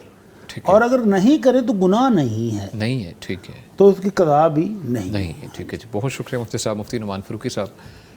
शेखी मलिक लिखती हैं जी, एक वितर पढ़ना कैसा है? जी, एक वितर भी पढ़ा जा सकता है. इसमें नबी सल्लल्लाहु अलैहि वसल्लम की कौली हदीस भी है कि नबी करीम सल्लल्लाहु अलैहि वसल्लम ने फरमाया कि अगर तू चाहता है तो एक पढ़ ले. सुनन नबी दाऊद की रिवायत है, सही रिवायत है. यह आपने सहाबी से फरमाया. और सैयदना मुआविया रज़ी अल्लाह तआला अन्हु एक वितर वो पढ़ते थे. तो किसी ने हज़रत इब्न अब्बास रज़ी अल्लाह तआला अन्हुमा से कहा कि हज़रत मुआविया रज़ी अल्लाह तआला अन्हु वो एक वितर पढ़ते हैं. तो उन्होंने कहा कि वो फ़कीह हैं, यानी वो दीन का फ़हम रखते हैं, तो वो एक वितर पढ़ते हैं, तो ये ठीक कर रहे हैं, वो कोई ऐसी उमानत वाली बात नहीं है. ठीक है जी, बहुत शुक्रिया. लेकिन ये तो आखिरी हद है ना. तो हमें ये कोशिश करनी चाहिए कि हम एक पे ही ना सारे साल रहें. 3 भी पढ़ें, 5 भी पढ़ें, यानी उससे बढ़ना भी चाहिए. ठीक है जी, बहुत शुक्रिया मुफ्ती अजमल भट्टी साहब. शेख अहमद नाम से आइडिया लिखते हैं कि अगर कोई नमाज नहीं पढ़ता तो वो काफिर है, क्वेश्चन मार्क है. और अगर कोई एक पढ़ता है और एक नहीं पढ़ता, या पढ़ता है तो कभी छोड़ देता है, तो वो भी काफिर है, क्वेश्चन मार्क है. सुभान अल्लाह. अल्लाह रब्बुल इज़्ज़त कुरान मजीद में फरमाते हैं, व अक़ीमुस्सलाता वला तकूनू मिनल मुशरिकीन, कि मोमिनो नमाज पढ़ो, कायम करो और मुशरिकों में से ना हो जाओ. ठीक है. इस आयत से मुफस्सिरीन ने इस्तिदलाल किया, जो नमाज नहीं पढ़ता वो मुशरिक और काफिर हो जाता है. अच्छा. और अल्लाह के नबी सल्लल्लाहु अलैहि वसल्लम का फरमान है, इन्ना बैन सलाती व बैन रजुली तर्कुस्सला अस्सला फमन तरकहा फ़क़द कफ़र. कि बंदे और कुफर के दरमियान फ़र्क करने वाली चीज़ नमाज है. जिसने नमाज नहीं पढ़ी वो काफिर है. अब इन नसूस को सामने रखते हुए उलमाए कराम के 2 ग्रोह हैं. अच्छा. जमहूर उलमाए कराम कहते हैं कि इससे मुराद कुफर दूना कुफर है. अच्छा. कि कुफर तो है लेकिन दायरा इस्लाम से खारिज नहीं होगा. ٹھیک ہے، اوکے. بندہ کفر کے دائرے سے پیچھے پیچھے پہنچ گیا ہے، انتہائی خطرناک حد تک پہنچ چکا ہے، لیکن کافر نہیں ہوگا کیونکہ ابھی وہ کلمہ بھی پڑھتا ہے، زکوٰۃ بھی دیتا ہے، حج بھی کرتا ہے، نماز چھوڑتا ہے. جی جی. دیگر علماء کرام جو سختی کرتے ہیں وہ کہتے ہیں کہ اس کفر کا معنی کفر ہی ہے. اچھا. نماز نہ پڑھنا کفر ہی ہے. اگر وہ ایک پڑھتا ہے، دو پڑھتا ہے تو یہ بھی نہ پڑھنے والی بات ہے. اچھا ٹھیک ہے. اللہ کے نبی نے جب 5 نمازیں فرض کی ہیں، 5 نمازیں اللہ نے فرض کی ہیں، تو مسلمان کو 5 ہی پڑھنی چاہیے. ٹھیک ہے. تو اگر وہ 1 یا 2 پڑھتا ہے، باقی میں سستی کرتا ہے، باوجود سمجھانے کے، کہنے کہ وہ نہیں پڑھتا، جی جی. تو یہ اس کا عملی انکار ہے. بالکل. ایک تو بندہ زبان سے انکار کرتا ہے نا، یہ عملی انکار کر رہا ہے کہ میں نہیں پڑھتا، بھیجو کر لو. سال ہا سال تک نہیں پڑھتا. اللہ اکبر. ابھی کچھ دنوں پیچھے پہلے مجھے ایک دوست نے یہاں پتہ نہیں پیغام ٹی وی میں سوال آیا تھا، ایک بزرگ ہے 75 ایج ہے، جی جی. تو جیسے ہی اذان ہوتی ہے تو دعا ضرور مانگتے ہیں، نماز نہیں پڑھتے. اللہ اکبر. یعنی احساس کچھ نہ کچھ ہے جی بالکل. کہ میں مسلمان ہو کے نماز نہیں پڑھ رہا، ضمیر ملامت کر رہا ہے، بالکل ایسے ہی، لیکن پڑھتے نہیں. تو علماء کرام نے ایسے شخص کو بھی جو سستی کرتا ہے اور 1 پڑھ لی، کبھی 2 پڑھ لی، کبھی جمعہ پڑھ لیا، کبھی عید پڑھ لی، باقی نمازیں نہیں پڑھتا، اس کو بھی تارک صلاۃ میں شامل کیا ہے کہ یہ نماز نہ پڑھنے والا عملاً منکر ہے. ٹھیک ہے ٹھیک ہے جی. بہت اس لیے یہ بہت بڑا گناہ ہے، اس سے بچنا چاہیے. بڑا تفصیلی جواب دیے، جزاک اللہ، بہت شکریہ. مفتی صاحب کالر کی جانب بڑھے گی. جی السلام علیکم. ہیلو. جی السلام علیکم. السلام علیکم، میں سہارنپور سے بول رہی ہوں. جی رخسانہ صاحبہ، جی بہن پوچھیے، کیا پوچھنا چاہیں گے مفتی صاحب؟ ہاں بیٹا، میں شہر اقبال سے، شہر ساجد میر سے بول رہی ہوں. ماشاء اللہ جی، ماشاء اللہ. جی بیٹا میں نے صاحب سے اور دوسرے مولانا صاحب سے بھی دعا کرانی ہے. میرا بیٹا ہے 30 سال کا. اچھا. صحیح طرح بولتا نہیں ہے، ویسے IT انجینئر ہے. اس کو کئی جاب ملتی ہے، جی جی. ایک مہینہ 2 مہینے کے چلتے ہیں، لیکن وہ لوگ چلنے ہی نہیں دیتے اس کو، اور شادی کا بھی بہت زیادہ مسئلہ ہے. اچھا جی ٹھیک ہے ٹھیک ہے جی، بہت شکریہ.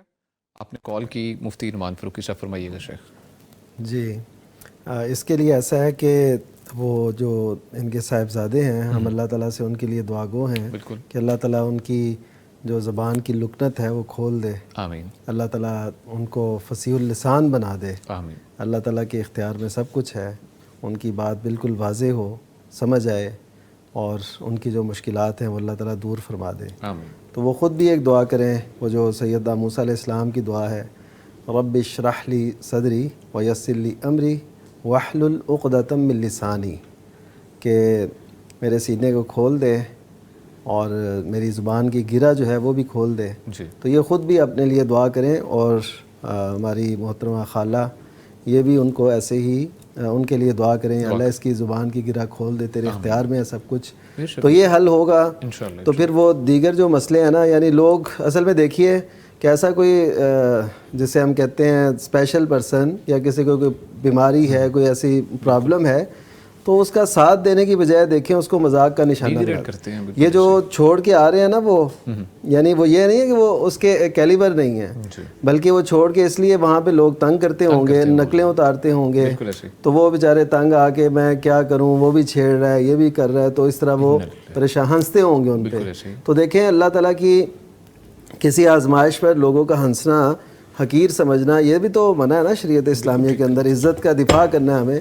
کسی میں اگر پرابلم ہے، اللہ نہ کرے اس میں ہو جائے، جو ہنس رہے ہیں تو وہ کیا پھر کہاں جائیں گے. تو اس وجہ سے معاشرتی ایک خامی ہے. جہاں بھی کوئی ایسا ڈس ایبل، کوئی ایسا معذور شخص، یا ایسی کوئی بول نہیں سکتا، دیکھ نہیں سکتا، سن نہیں سکتا، اس کو لوگ مذاق کا نشانہ بناتے ہیں. تو اس چیز سے بچنا ہے. اور دیکھیے کہ ایک بندہ پریشان ہے، وہ جاب نہیں کر پا رہا صرف اس وجہ سے، حالانکہ وہ کر سکتا ہے، وہ پڑھا ہے، ظاہر ہے یہاں تک پہنچا ہے تو ہے نا. تو اللہ تعالیٰ ان کی مدد کرے، اور اللہ تعالیٰ ان کو جاب بھی دے، اللہ تعالیٰ ان کا رشتہ بھی کرائے، اور یہ دعا بھی کریں. اور ساتھ ساتھ ہم ان لوگوں سے بھی جو ان کی پریشانی کا باعث ہے ان کو بھی نصیحت کریں گے کہ جہاں بھی آپ ہوں، اگر کوئی دیکھتے ہیں کہ ایسا اسپیشل پرسن، کوئی معذور فرد کوئی ایسا ہے، تو اس پہ ہنسے نہ، بلکہ یہ شکر ادا کریں کہ اللہ کا شکر ہے. وہ جیسے حدیث میں آتا ہے کہ الحمدللہ الذی آفانی مب ابتلاک بہ وفضلنی علی کثیر ممن خلق تفضیلا. یہ دعا پڑھنی چاہیے کہ اللہ کا شکر ہے کہ اللہ نے جس میں آپ کو مبتلا کیا. یہ بھی سنا کے نہیں کہنی. اچھا یہ میں ہاں یہ بھی بات، یہ جو خطاب کا صیغہ نا، یہ اس لیے نہیں کہ آپ سنائیں وہ بندے کو زج کریں کہ تمہیں جس میں مبتلا کیا. یہ ویسے ہے کہ اس کو ایک خطاب بندہ کر کے اس کو سامنے رکھ کے اللہ سے دعا کر رہا ہے، اس کو نہیں سنانی ہے دعا، وہ تو اور پریشان ہو. بالکل ایسا ہی ہے. بہت شکریہ مفتی صاحب، مفتی اجمل بھٹی صاحب. ابو بکر ابو ذر لکھتے ہیں جی السلام علیکم، کیا چھپکلی کو مارنے کا ثواب ملتا ہے، اور اگر اس کو مارا جائے تو غسل کرنا لازمی ہے؟ اس کو مارنے کے بعد غسل کی کیا ضرورت ہے بھائی؟ یہ ایک سمجھ نہیں بات. چھپکلی ایک ایسا جانور ہے جس نے ابراہیم علیہ السلام کو جب کافروں نے آگ میں ڈالا تھا جی جی. تو یہ پھونکے مارتی تھی. اچھا ٹھیک ہے. حالانکہ اس کی پھونک سے وہ آگ کیا تیز ہوگی، جو پہلے اتنا بڑا الاؤ تھا کہ لکڑیوں کا بہت بڑا ذخیرہ کر کے انہوں نے آگ جلا کر اور ایک رسی پر باندھ کر ان کو پھینکا تھا. جی جی. اتنی قریب جانے کی جسارت نہیں کر رہا تھا، اتنی تیز آگ تھی. تو اس کی پھونکا سے وہ کیا تیز ہوتی، لیکن بدقسمتی اس کی شرارت. تو اللہ کے نبی صلی اللہ علیہ وسلم نے حکم دیا ہے کہ جو اس کو نشانہ باندھ کر مارے اور ایک ہی وار میں مار دے، اس کو 100 نیکیاں ملیں گی. اللہ اکبر. اور جس کا نشانہ چوک جائے اور 2 وار کرے، دوسرے وار میں مارنے میں کامیاب، اس کو کم نیکیاں ملیں گی. اچھا ٹھیک ہے. تو جیسے جیسے وار زیادہ ہوتے جائیں گے نیکیاں کم ہوتی جائیں گی. تو اس کو نشانہ باندھ کر آگے سے چہرے کی طرف سے ماریں تو جلدی مار جاتی ہے. اچھا ٹھیک ہے. اور مارنے کے بعد اس کو باہر پھینکیں تو آپ کے ہاتھ پہ کچھ نہیں لگا، آپ کے جسم پر کچھ نہیں لگا، غسل کرنے کی ضرورت نہیں. بالکل ایسے ہی. ٹھیک ہے. اور اگر آپ نفاست ہے کہ آپ نے جو ڈنڈا پکڑا ہوا تھا وہ گندا تھا تو ہاتھ صابن سے دھو لیں بس. اچھا ٹھیک ہے. اتنا کافی ہے. ٹھیک ہے جی. بہت شکریہ مفتی صاحب. نعمان فاروقی صاحب، پوچھا گیا ہے کہ کیا ایک مسلمان بزنس مین اپنے برانڈ کی بڑھوتری کے لیے خلاف حقیقت تبصرہ لکھوا سکتا ہے؟ جی، یہ جو اپنے کسی برانڈ کا یا کسی بھی جو پروڈکٹ ہے اس کا ایسا تعارف کرانا جو حقیقت پر مبنی نہ ہو، یعنی اس پہ کوئی جملے ایسے لکھوا دیں کہ دنیا میں پہلی بار، یا ایسی کوئی بات کہ جو حقیقت پہ مبنی نہ ہو، یا آپ کو اس پورے علاقے میں ایسا نہیں ملے گا حالانکہ ساتھ والی دکان پہ موجود ہو، یا کوئی بھی ایسی چیز. بالکل ٹھیک ہے. تو کوئی بھی ایسی چیز جو خلاف حقیقت ہے، جس میں دھوکہ ہے، وہ الفاظ میں ہو چاہے وہ لہجوں میں ہو، جو بھی ہو، تو وہ دھوکہ ہے. تو دھوکے کی کسی بھی شکل کو اسلامی معاشرے کے اندر رواج دینا یہ مسلمانوں کا طرز عمل نہیں ہے. وہ مشہور حدیث ہے، لوگوں نے لکھی بھی ہوتی ہے اور پرواہ بھی نہیں کرتے اس کی، من غشنا فلیس منا. تو جس نے ہمیں دھوکہ دیا، یا من غشا فلیس منا ایسے بھی ہیں کہ جس نے دھوکہ دیا یعنی کسی کو بھی، وہ ہم میں سے نہیں ہے. تو اس وجہ سے دھوکے کی کوئی بھی صورت ہو، وہ ملاوٹ کی شکل ہو، وہ مبالغہ آرائی ہو، وہ اپنی پروڈکشن کی اس طرح وہ تعارفی اس کا تعارف کروایا جائے جو اس میں نہیں ہے، تو یہ سب دھوکے کی شکلیں ہیں. جس قدر ہے اسی قدر رکھا جائے.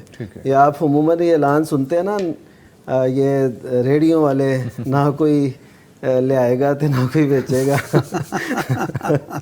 تو ایسی باتیں جو ہے نا یہ ہمارے معاشرے میں نہیں ہونی چاہیے. جی ٹھیک ہے. بہت شکریہ مفتی صاحب. مفتی اجمل بھٹی صاحب، عائشہ صاحبہ لکھتی ہیں جی وضو ٹوٹ جانے کے فوراً بعد ذکر اذکار کر سکتے ہیں؟ ذکر اذکار کے لیے وضو ضروری نہیں ہے. اچھا ٹھیک. قرآن کی تلاوت کے لیے اگر آپ اہتمام کریں تو بہت اچھا ہے. اچھا ٹھیک ہے. نماز کے لیے وضو شرط ہے، لیکن ذکر اذکار نارمل کرنا ہے، ہاتھوں پر سبحان اللہ الحمدللہ پڑھنا ہے، زبان سے آپ اذکار کر رہے ہیں، تو کوئی ضروری نہیں ہے وضو کا ہونا. اچھا، آپ بغیر وضو کے بھی کر سکتے ہیں. اچھا جی ٹھیک ہے جی. بہت شکریہ. اچھا مفتی صاحب، ایک اور سوال پوچھا ہے کہ کیا نماز میں سلام پھیرتے وقت کندھوں پر دیکھنا چاہیے؟ کندھوں کی طرف نہیں، بلکہ اس طرح دائیں جانب. اللہ کے نبی صلی اللہ علیہ وسلم جب سلام پھیرتے تھے تو السلام علیکم ورحمۃ اللہ کن کو کہا جا رہا ہے؟ جو دائیں جانب لوگ ہیں.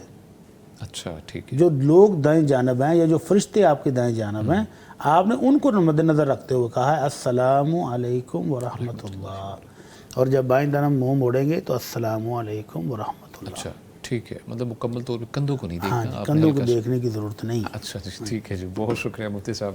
مفتی نعمان فاروقی صاحب، احمد آئی ڈی کا نیم ہے، لکھتے ہیں جی اگر کوئی گھر میں رہ کر نماز کو جمع کرتا ہے، ظہر کو عصر کے ساتھ یا عصر کے وقت ظہر کو عصر کے ساتھ پڑھتا ہے اور مغرب اور عشاء کو جمع کر کے نماز پڑھتا ہے، تو اس کا فرض ادا ہو جاتا ہے؟ جی فرض تو یقیناً ادا ہو جائے گا.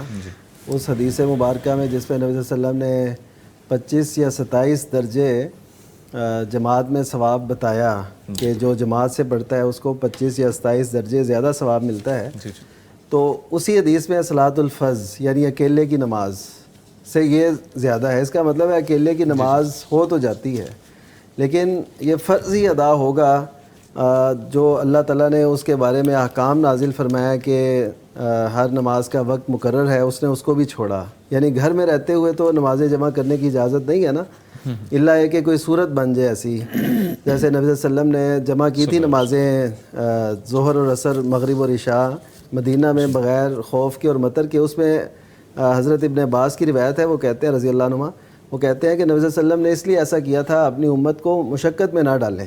ٹھیک ہے، یعنی اگر کبھی کوئی ضرورت ایسی پڑ گئی ہے تو پھر اپنے شہر میں یا اپنے علاقے میں جمع کر سکتے ہیں، اس کے علاوہ ضرورت نہیں ہے. اور ویسے ہی بندہ سستی غفلت سے ایسا کرتا رہے گا تو یہ تو درست نہیں ہے. ٹھیک ہے، یعنی وہ اس نے ظہر اور عصر جمع کر لی، اس طرح مغرب اور عشاء اپنے ہی شہر میں اپنے علاقے میں، تو یہ جائز نہیں ہے. کیونکہ نبی صلی اللہ علیہ وسلم کی ایک حدیث ہے کہ آپ صلی اللہ علیہ وسلم نے فرمایا، سنن ابن ماجہ کی صحیح روایت ہے، کہ جو کوئی اذان سن لیتا ہے اور نہیں آتا، اس کا جواب نہیں دیتا، کیا مطلب کہ مسجد میں نہیں آتا، تو اس کی نماز نہیں ہے. ٹھیک ہے، یہ وعید کے لیے ہے. لیکن جو بیسک سوال ہے اس کا، یعنی نہ پڑھنے سے پڑھ لینا یہ پھر بھی بہتر ہے. یعنی چھوڑ نہ دے وہ، ہم بس اس لیے یہ عرض کر رہے ہیں، وہ چھوڑ نہ دے، پڑھے ضرور. تو یہ کوشش کرے وقت پہ پڑھے، اور جس طرح اس کے ادب آداب ہیں، جو وقت ہے، جو اس کے تقاضے ہیں، اس کے مطابق پڑھے. یہ ہے نماز کو قائم کرنا انشاءاللہ. ٹھیک ہے جی، بہت شکریہ مفتی صاحب. کالر کی جانب بڑھیں گے جی. السلام علیکم. وعلیکم السلام. نبیلہ صاحبہ جی اکاڑا سے. جی بہن پوچھیے، کیا پوچھنا چاہیے مفتی صاحب سے؟ سر میرا سوال ہے مفتی صاحب سے. پہلے تو ان کی خدمت میں سلام عرض کرتی ہوں، اور مفتی جو ہیں اپنے شفیق صاحب جو بھٹی صاحب ہیں، ان کے تو میں پروگرام اکثر سنتی ہوں.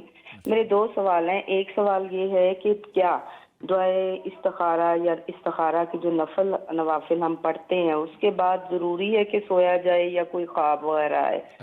اور دوسرا میرا سوال یہ ہے کہ میری عمر اس وقت 50 سال کے قریب ہے، اور میں نے زندگی میں ساری زندگی جو ہے وہ والدین کے حقوق کے متعلق سنا، پڑھا، قرآن پاک میں بھی دیکھا، لیکن اتنا اس میں کمی ہے کہ اولاد کے لیے والدین جو ایک مختلف رویہ اپنا لیتے ہیں، کسی کے لیے کوئی، پھر وہ کہتے ہیں کہ ہمارا یہ بچہ چونکہ غصے والا ہے، ہمیں اس سے ڈر لگتا ہے، اس لیے ہم کچھ تقسیم کرتے وقت اس کو خوش کر دیتے ہیں. دوسرا فرما بردار ہے، اچھا بچہ ہے، مان جاتا ہے. اچھے بچے کی جو بری حالت اس معاشرے کے اندر والدین نے کی ہوئی ہے، تو پلیز اس اچھے بچے کے حال پہ بھی مفتی صاحب سے کہ کوئی رحم کرے. اس اچھے بچے کے جو گھر والے ہیں نا وہ بہت برداشت کرتے ہیں، پھر وہ کتنا برداشت کریں. تو بس یہ. السلام علیکم. بہت شکریہ نبیلہ صاحب، آپ نے کال کی. مفتی اجمل بھٹی صاحب سے فرمائیے گا. جی پہلا سوال ہماری بہن کا ہے کہ استخارے کے نفل پڑھ کے سونا ضروری ہے. جی بالکل بھی سونا ضروری نہیں ہے، اور نہ ہی کوئی خواب آئے گا. اچھا ٹھیک ہے. نہ ہی کوئی بزرگ آ کر آپ کو ہاتھ پکڑ کر بتائیں گے کہ بیٹا یہ کام کر لو، یہ صحیح ہے. ٹھیک ہے، اوکے. استخارے کا مطلب یہ ہے کہ آپ اللہ تعالیٰ سے ریکویسٹ کر رہے ہیں. اچھا ٹھیک ہے. اللہ سے دعا کر رہے ہیں کہ اللہ اگر یہ معاملہ میرے دین کے لیے، دنیا کے لیے، میرے معاملات کے انجام کار کے لیے بہتر ہے تو مجھے عطا کر دے. اچھا ٹھیک ہے. اور اگر یہ میرے دین، میری معیشت، میرے معاملات کے لیے نقصان دہ ہے تو اللہ مجھ سے دور کر دے. اچھا بیسک مقصد یہ ہے. بیسک مقصد آپ نے اللہ سے ریکویسٹ کی ہے. ٹھیک ہے. اب اگر اللہ تعالیٰ کو وہ اچھا ہوا تو آپ کی قسمت میں اللہ کو منظور ہوا تو وہ کام ہو جائے گا. ٹھیک ہے. اور اگر آپ کے لیے نقصان دہ ہو، آپ نے اللہ سے چونکہ مشورہ کیا ہے، تو اللہ لازمی آپ کو اس سے بچا لے گا. اچھا کام ہو جائے گا یا دل میں کوئی بات آ جاتی ہے؟ دل مطمئن اس کے بعد ہے نا، استخارہ کرنے کے بعد آپ اس کو کام کو کریں کہ نہ کریں. اچھا ٹھیک ہے. اگر آپ کا دل کا میلان ہو گیا کہ یہ کر لینا چاہیے، دل مطمئن ہے، ہاں جی، اور جب آپ کرنے کے لیے جا رہے ہیں تو آپ کے لیے راستے کھل رہے ہیں تو آپ کر لیں، اور رزلٹ اللہ پر چھوڑ دیں. رزلٹ اچھا ہی ہوگا. اور اگر آپ وہ کرنے جا رہے ہیں اور آپ کے لیے مشکلات پیدا ہو رہی ہیں، دل بھی تنگ ہو رہا ہے، تو سمجھ لیں کہ یہ اچھا نہیں ہے. بس اتنی سی بات ہے. تو باقی رزلٹ تو اللہ کے میں ہے. کبھی اللہ امتحان لینے کے لیے بھی انسان کو کچھ تھوڑا سا نقصان ہو جائے تو اللہ کی طرف امتحان ہوتا ہے. اللہ فائدہ دے دے تو یہ بھی امتحان ہے، یہ بھی آزمائش ہے کہ اللہ نعمتیں دے کر بھی آزماتا ہے اور کبھی نعمتیں لے کر بھی آزماتا ہے. تو یہ استخارے کے بعد سونا، خواب آنا قطعاً اس کی کوئی حقیقت نہیں ہے. باقی رہ گیا اچھا بچہ، تو والدین بیچارے جب بوڑھے ہو جاتے ہیں نا، کمزور ہو جاتے ہیں، اولاد مضبوط ہوتی ہے تو پھر وہ مجبور ہو جاتے ہیں. یہ نہیں ہے کہ والدین ڈنڈی مارتے ہیں، لیکن وہ بیچارے مجبور ہو جاتے ہیں. اور وہ میری بہن جو کہہ رہی ہیں کہ ہم نے علماء سے بھی سنا ہے، قرآن میں بھی سنا ہے، تو میری بہن جس طرح اللہ کے رسول صلی اللہ علیہ وسلم نے والدین کے حقوق بیان کیے ہیں، اولاد کے بھی بیان کیے ہیں.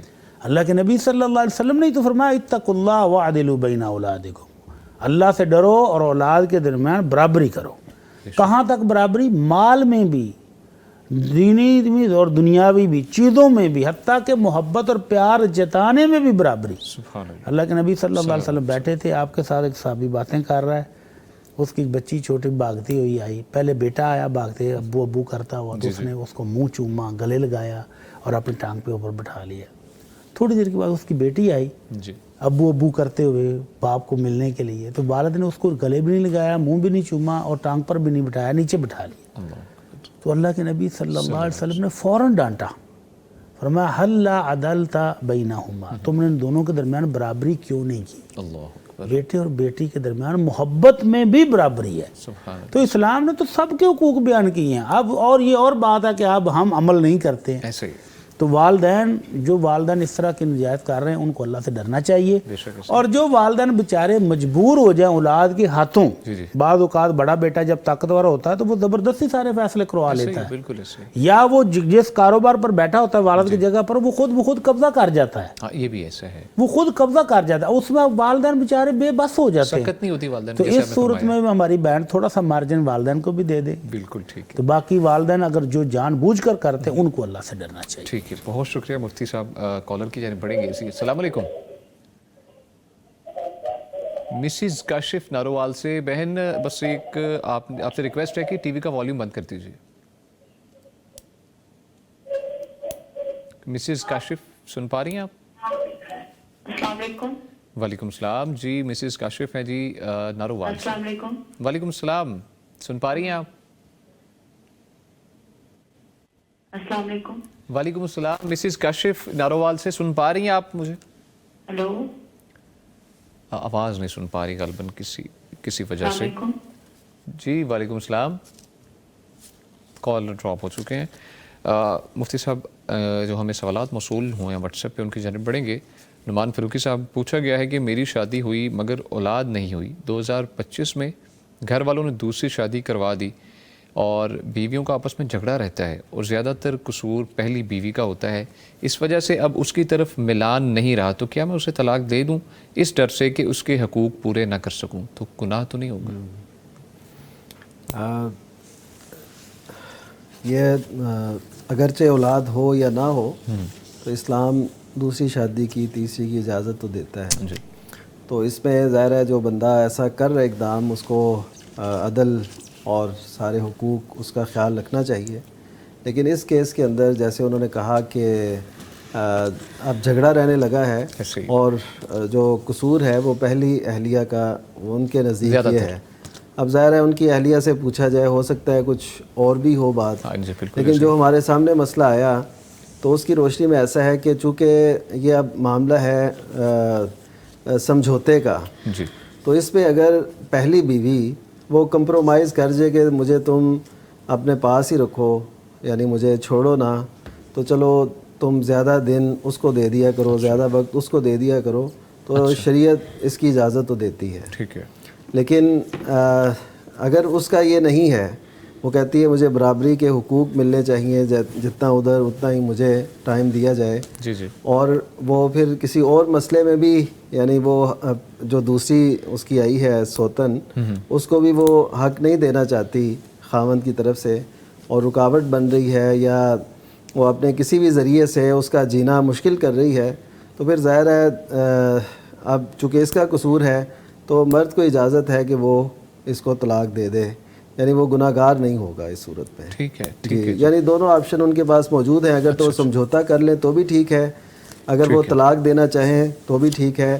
اگر اس حالت میں وہ رہیں، ان کے دل کے اندر ظاہر ہے سب سے محبت ایک جیسی رکھنا یہ مشکل ہوتا ہے. جی بالکل. تو اس وجہ سے شریعت اجازت دیتی ہے جو بھی اقدام صورتحال دیکھ کر کیا جا سکتا ہے. ٹھیک ہے جی، بہت شکریہ مفتی صاحب. ناظرین، آپ کی کالز اور سوالات کا سلسلہ جاری ہے.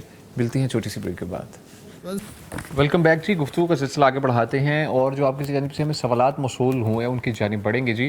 मुफ्ती अजमल भट्टी साहब, मुफ्ती साहब, पूछा गया है कि हक महर तय करने में लड़की, लड़के और उन दोनों के वालिदैन की क्या क्या हैसियत है।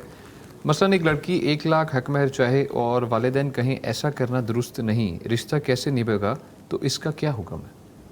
सॉरी, ये आखिरी बात दोबारा बोला। उन्होंने बोला है कि एक एग्जांपल के तौर पर एक लड़की 1 लाख हक महर चाहती है कि 1 लाख हक महर हो, लेकिन वालिदैन बोलते हैं ऐसा करना नहीं है, ये दुरुस्त नहीं। वालिदैन बोलते हैं कि ऐसा करना दुरुस्त नहीं, रिश्ता कैसे निभेगा? रिश्ते हक महर से ही नहीं निभते हैं। रिश्ते सिर्फ हक महर से नहीं निभते हैं। रिश्ते निभाने के लिए बर्दाश्त चाहिए, सब्र चाहिए, हौसला चाहिए और एक दूसरे का एहतराम चाहिए। तो रिश्ते निभाने के लिए हक महर औरत की दिलजोई के लिए होता है, औरत की हौसला अफजाई के लिए होता है, औरत को एहसास से मोहब्बत दिलाने के लिए होता है कि आप जिस फैमिली में आ रही हो आपका एहतराम है, आपके साथ मोहब्बत का इजहार किया जा रहा है, आपके साथ प्यार का इजहार किया जा रहा है, उसके लिए हक महर दिया जाता है। अब इसकी मिकदार मर्द की इस्तात के मुताबिक है।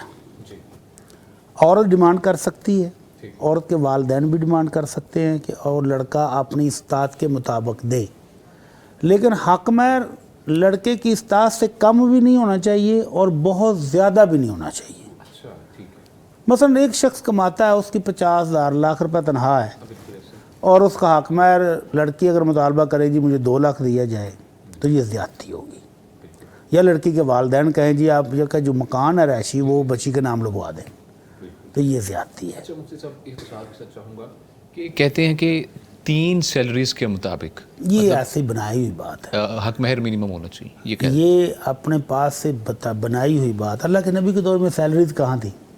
अच्छा हाँ बिल्कुल, ये तो बात है। अल्लाह के नबी सल्लल्लाहु अलैहि वसल्लम के दौर में एक साहबिया ने जूते का एक जोड़ा लेकर हक महर निकाह कर लिया। अल्लाह। और अल्लाह के नबी ने कहा ये जूते को तुम क्या करोगी? कहने लगे अल्लाह के नबी मैं राजी हूँ, बस ठीक है। माशाअल्लाह माशाअल्लाह। और एक शख्स ने शादी करने का इजहार किया तो अल्लाह के नबी ने फरमाया इल्तमिस वलौ खातमन मिन हदीद, जाओ हक महर के लिए कुछ चीज़ ढूंढ के लाओ, अगरचे लोहे की एक अंगूठी ही लाओ। अल्लाह अकबर। ये कम से कम है, ठीक है, ओके। और ज़्यादा से ज़्यादा कितना है? अल्लाह का कुरान कहता है व इन आतैतुम इहदाहुन्ना किंतारन फला ताखुदू मिनहा शैया, कि अगर तलाक दे दो तो मोहब्बत और प्यार के साथ रुखसत करो, और अगर तुमने अपनी बीवी को एक किंतार हक महर दिया तो उसमें से कुछ भी वापस ना लो। किंतार कितना है? 150 किलो सोना या चांदी। अच्छा अच्छा अच्छा, 150 किलो सोना या चांदी, इतनी बड़ी मिकदार भी दी हो तो उसमें से वापस नहीं लो। तो ये मैक्सिमम अगर कोई दे सकता है तो दे सकते हैं 150 केजी हाँ, सोना। तो ये लड़के की इस्तात पर है कि वो कमाता क्या है, उसके पास सोर्स क्या है, उसके पास आमदन क्या है, उसके मुताबिक होना चाहिए। ना लड़की वालों को इतना ज़्यादा मांगना चाहिए कि वो नफरत का बायस बन जाए, सारी उम्र लड़ाइयाँ ही ना ख़त्म हो।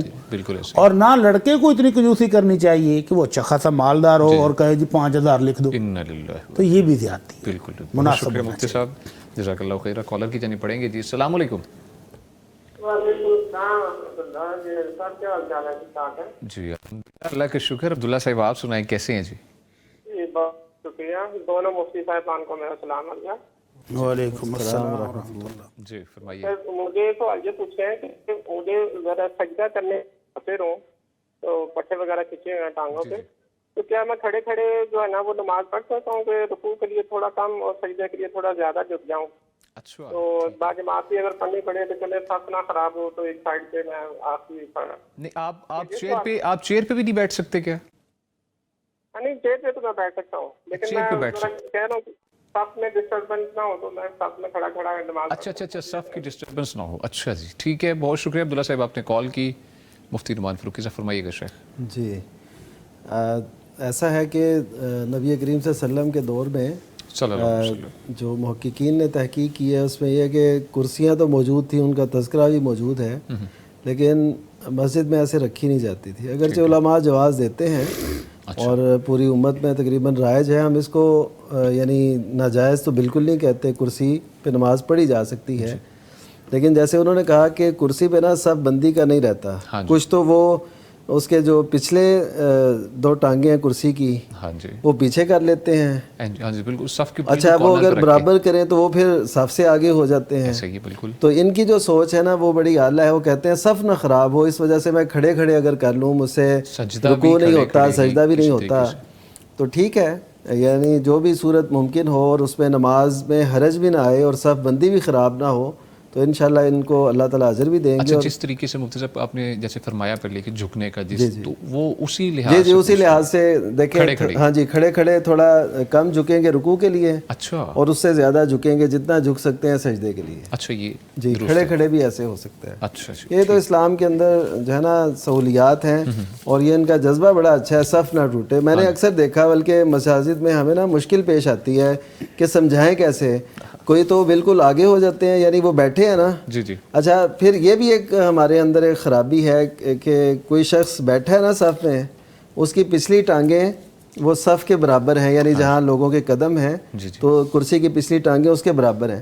اب یہ شخص کھڑے ہو کے قیام کر رہا ہے, یہ کرسی سے آگے کھڑا ہے نا, اب یہ پوری صف سے آگے کھڑا ہے, باقی سارے پیچھے ہیں, یہ اتنے فاصلے پہ کھڑا ہوا ہے آگے, تو وہ صف نہیں رہتی. تو ان کا جو جذبہ ہے وہ مجھے بڑا اچھا لگا کہ وہ صف بھی نہیں توڑنا چاہتے. تو اس کی بہترین صورت ہے کہ وہ ایسے پڑھ لیں انشاءاللہ, اللہ تعالیٰ قبول فرمائے. انشاءاللہ. جی بہت شکریہ مفتی صاحب, مفتی اجمل بھٹی صاحب. شیخ پوچھا گیا ہے کہ کیا کوئی کام پورا کرنے کے لیے عام دنوں میں روزہ رکھا جا سکتا ہے؟ عام دنوں میں روزہ, نفلی روزہ تو جب بھی رکھنا چاہیں رکھ سکتے ہیں. اور انہوں نے پوچھا کوئی کام کرنے کے لیے, کوئی یعنی نظر کا روزہ, اللہ تعالیٰ سے کچھ مانگنے کے لیے کہ جی یہ روزہ رکھوں تو شاید میرا یہ کام ہو. ہاں نظر, جیسے مفتی صاحب فرما رہے ہیں نظر مان لی اس نے. ہاں تو اللہ کی رضا کے لیے جو کام بھی آپ کرنا چاہیں, نماز پڑھنا چاہیں, روزہ رکھنا چاہیں, صدقہ خیرات کرنا چاہیں, تو اللہ کی رضا کے لیے کوئی کام کرنا چاہیں تو کوئی رکاوٹ ہی نہیں کرنا چاہیے. سبحان اللہ. یہ جو پیشگی ہے نا کہ پہلے روزہ رکھے اور پھر اللہ سے دعا کرے کہ اللہ میں اس مشکل میں ہوں, میرے لیے آسانی کر دے, میرا یہ کام نہیں ہو رہا, یہ ہو جائے, تو یہ تو بہت ہی اعلیٰ طریقہ ہے. اچھا مفتی صاحب, اگر یہ نظر مان لی جائے کہ یہ کام ہو جائے گا تو میں روزہ رکھوں گا, تو اس صورت میں کیا معاملہ ہے؟ اس بارے میں اللہ کے نبی صلی اللہ علیہ وسلم فرماتے ہیں لا تنظروا, اس طرح کی منتیں نہیں مانو. اچھا یہ فرمایا کہ انما یستخرج به من البخیل, یہ جو منت ہے اس سے بخیل آدمی کی جیب سے کچھ نہ کچھ اللہ نکلوا لیتا ہے غریبوں کے لیے. ویسے وہ ایک پیسہ بھی خرچ کرنے کو تیار نہیں, لیکن جب کسی کام میں پھنس جاتا ہے تو کہتا ہے اللہ اگر میرا یہ کام ہو جائے تو میں 100 دیگے پکاؤں گا. جی جی بالکل ایسے. تو یہ بخیل آدمی ہے, ایسے ہی ہے بالکل. اللہ کے نبی نے اس کو بخیل کہا ہے صلی اللہ علیہ وسلم کہ اگر یہ اللہ کا اچھا بندہ ہوتا تو یہ پہلے اللہ کی راہ میں صدقہ خیرات کرتا اور پھر اللہ سے ریکویسٹ کرتا کہ اللہ میں اس مشکل میں ہوں, میرے لیے آسانی فرما دے. تو یہ آسانی مانگنے کا اچھا طریقہ ہے. لیکن یہ اللہ سے شرط لگا لینے کہ اگر کام ہوا تو بعد آگے پکاؤں گا, نہیں ہوا تو نہیں پکاؤں گا. بلکہ ہو جانے کے بعد بھی بعض لوگ مکر جاتے ہیں یا سستی کر جاتے ہیں. تو یہ بخیل آدمی کا طرز عمل ہے, اچھے آدمی کا طرز عمل نہیں ہے. جی ٹھیک ہے جی, بہت شکریہ مفتی صاحب. مفتی نعمان فاروقی صاحب آپ کی جانب پڑھیں گے. پوچھا گیا ہے کہ صدقے کے لیے 5 ماہ کا بکرا دے سکتی ہوں اور ذبح کر کے تقسیم کروں یا کسی یتیم کو دے دوں کہ وہ اس سے فائدہ اٹھا لے؟ صدقے کی صورت میں ایک تو جانور دینا ضروری نہیں ہوتا, بالفرض ان کا یہ جانور ابھی چھوٹا ہے تو کوئی بھی چیز صدقے میں دی جا سکتی ہے. جو کہا جاتا ہے صدقے میں کوئی جانور ہی ذبح کرنا ہے یا دینا ہے یا ایسا, وہ لازم نہیں ہے. اسی وجہ سے آپ نے دیکھا ہے اسی ایک سوچ کی وجہ سے آپ کو یہ پلوں کے نیچے یا ایسے وہ جانور ملتے ہیں چھوٹے چھوٹے. بالکل ایسے ہی ہے, مرغا نما بکرا. اللہ اکبر. اچھا ان کا نام یہ رکھ دیں صدقے کے بکرے, اور وہ اس نام سے جانے جاتے ہیں. وہ اس میں بھی بخل ہے. ہاں ایک بندے کا 10 کروڑ کا نقصان ہو رہا ہے نا, جی جی, تو اس کو مفتی صاحب مولوی صاحب کہیں کہ اللہ کی راہ میں کو صدقہ کرو تیری مشکل ٹلے. ہاں جی, تو وہ جائے گا, وہ 2-2 4-4 ہزار کے وہ مرغا نما بکرے لے کر صدقہ دے گا. اور وہ جو بکرا اس کو دینا چاہیے تھا 2-4 کروڑ تیرا پھنسا ہوا ہے, تو 2-4 لاکھ کے بکرے تو اللہ کی راہ میں دے. بے شک نیت کی تو وہ جائے گا وہ دیسی نما بکرے اتنے اتنے مرغے جتنے لے گا تو پھر کہے گا جی میرا مسئلہ حل نہیں ہوا. تو جیسے بخل تم نے کیا ہے اوپر سے بھی ایسے ہی. اللہ تعالیٰ بھی. اچھا تو یہ جو سوال انہوں نے خاص کیا کہ وہ بالکل دے سکتی ہیں, یعنی میں نے یہ کہا کہ اس کا متبادل ہے, لیکن اگر یہی دینا ہے تو دے سکتی ہیں. اچھا ٹھیک ہے. اور ذبح کر کے کھلانا بھی ٹھیک ہے. اس کے لیے وہ عمر کی قید نہیں ہے, جیسے قربانی میں ہے نا عمر کی قید, تو اس میں عام صدقے میں وہ قید نہیں ہے.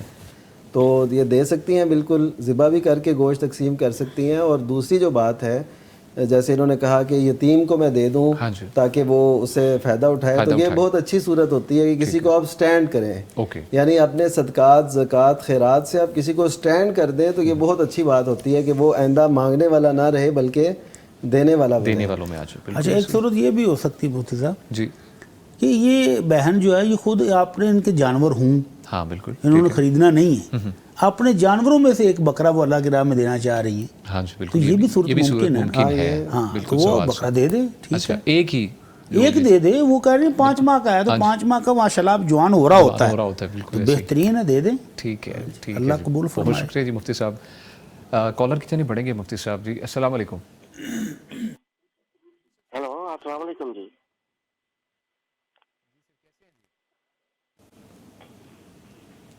محمد یوسف صاحب آپ سن پا رہے ہیں مجھے؟ جی سر, وعلیکم السلام, کیسے ہیں جی آپ؟ جی شکر الحمدللہ. سر جی آج ہی مجھے ایک عورت نے سوال کیا تھا, مجھے اس کا جواب نہیں آیا. جی جی. کہ عورت مرغی بکرا کوئی چیز ذبح کر سکتی ہے؟ اچھا ٹھیک ہے جی, بہت شکریہ محمد یوسف صاحب, آپ نے کال کی. مفتی اجمل بھٹی صاحب. جی ہاں کر سکتی ہے اگر اس کو اندر ذبح کرنے کی ہمت اور طاقت ہو. اچھا ٹھیک ہے, یہ میں نے کیوں کہا ہے جی, یہ وہ نہ ہو کہ مرغی سے پہلے خاتون خود گری ہوئی ہوں, بالکل ٹھیک پھر ڈاکٹر کو بلانا پڑے کہ ان کا بی پی لو ہو گیا ہے, ان کو یہ ہو گیا وہ ہو گیا.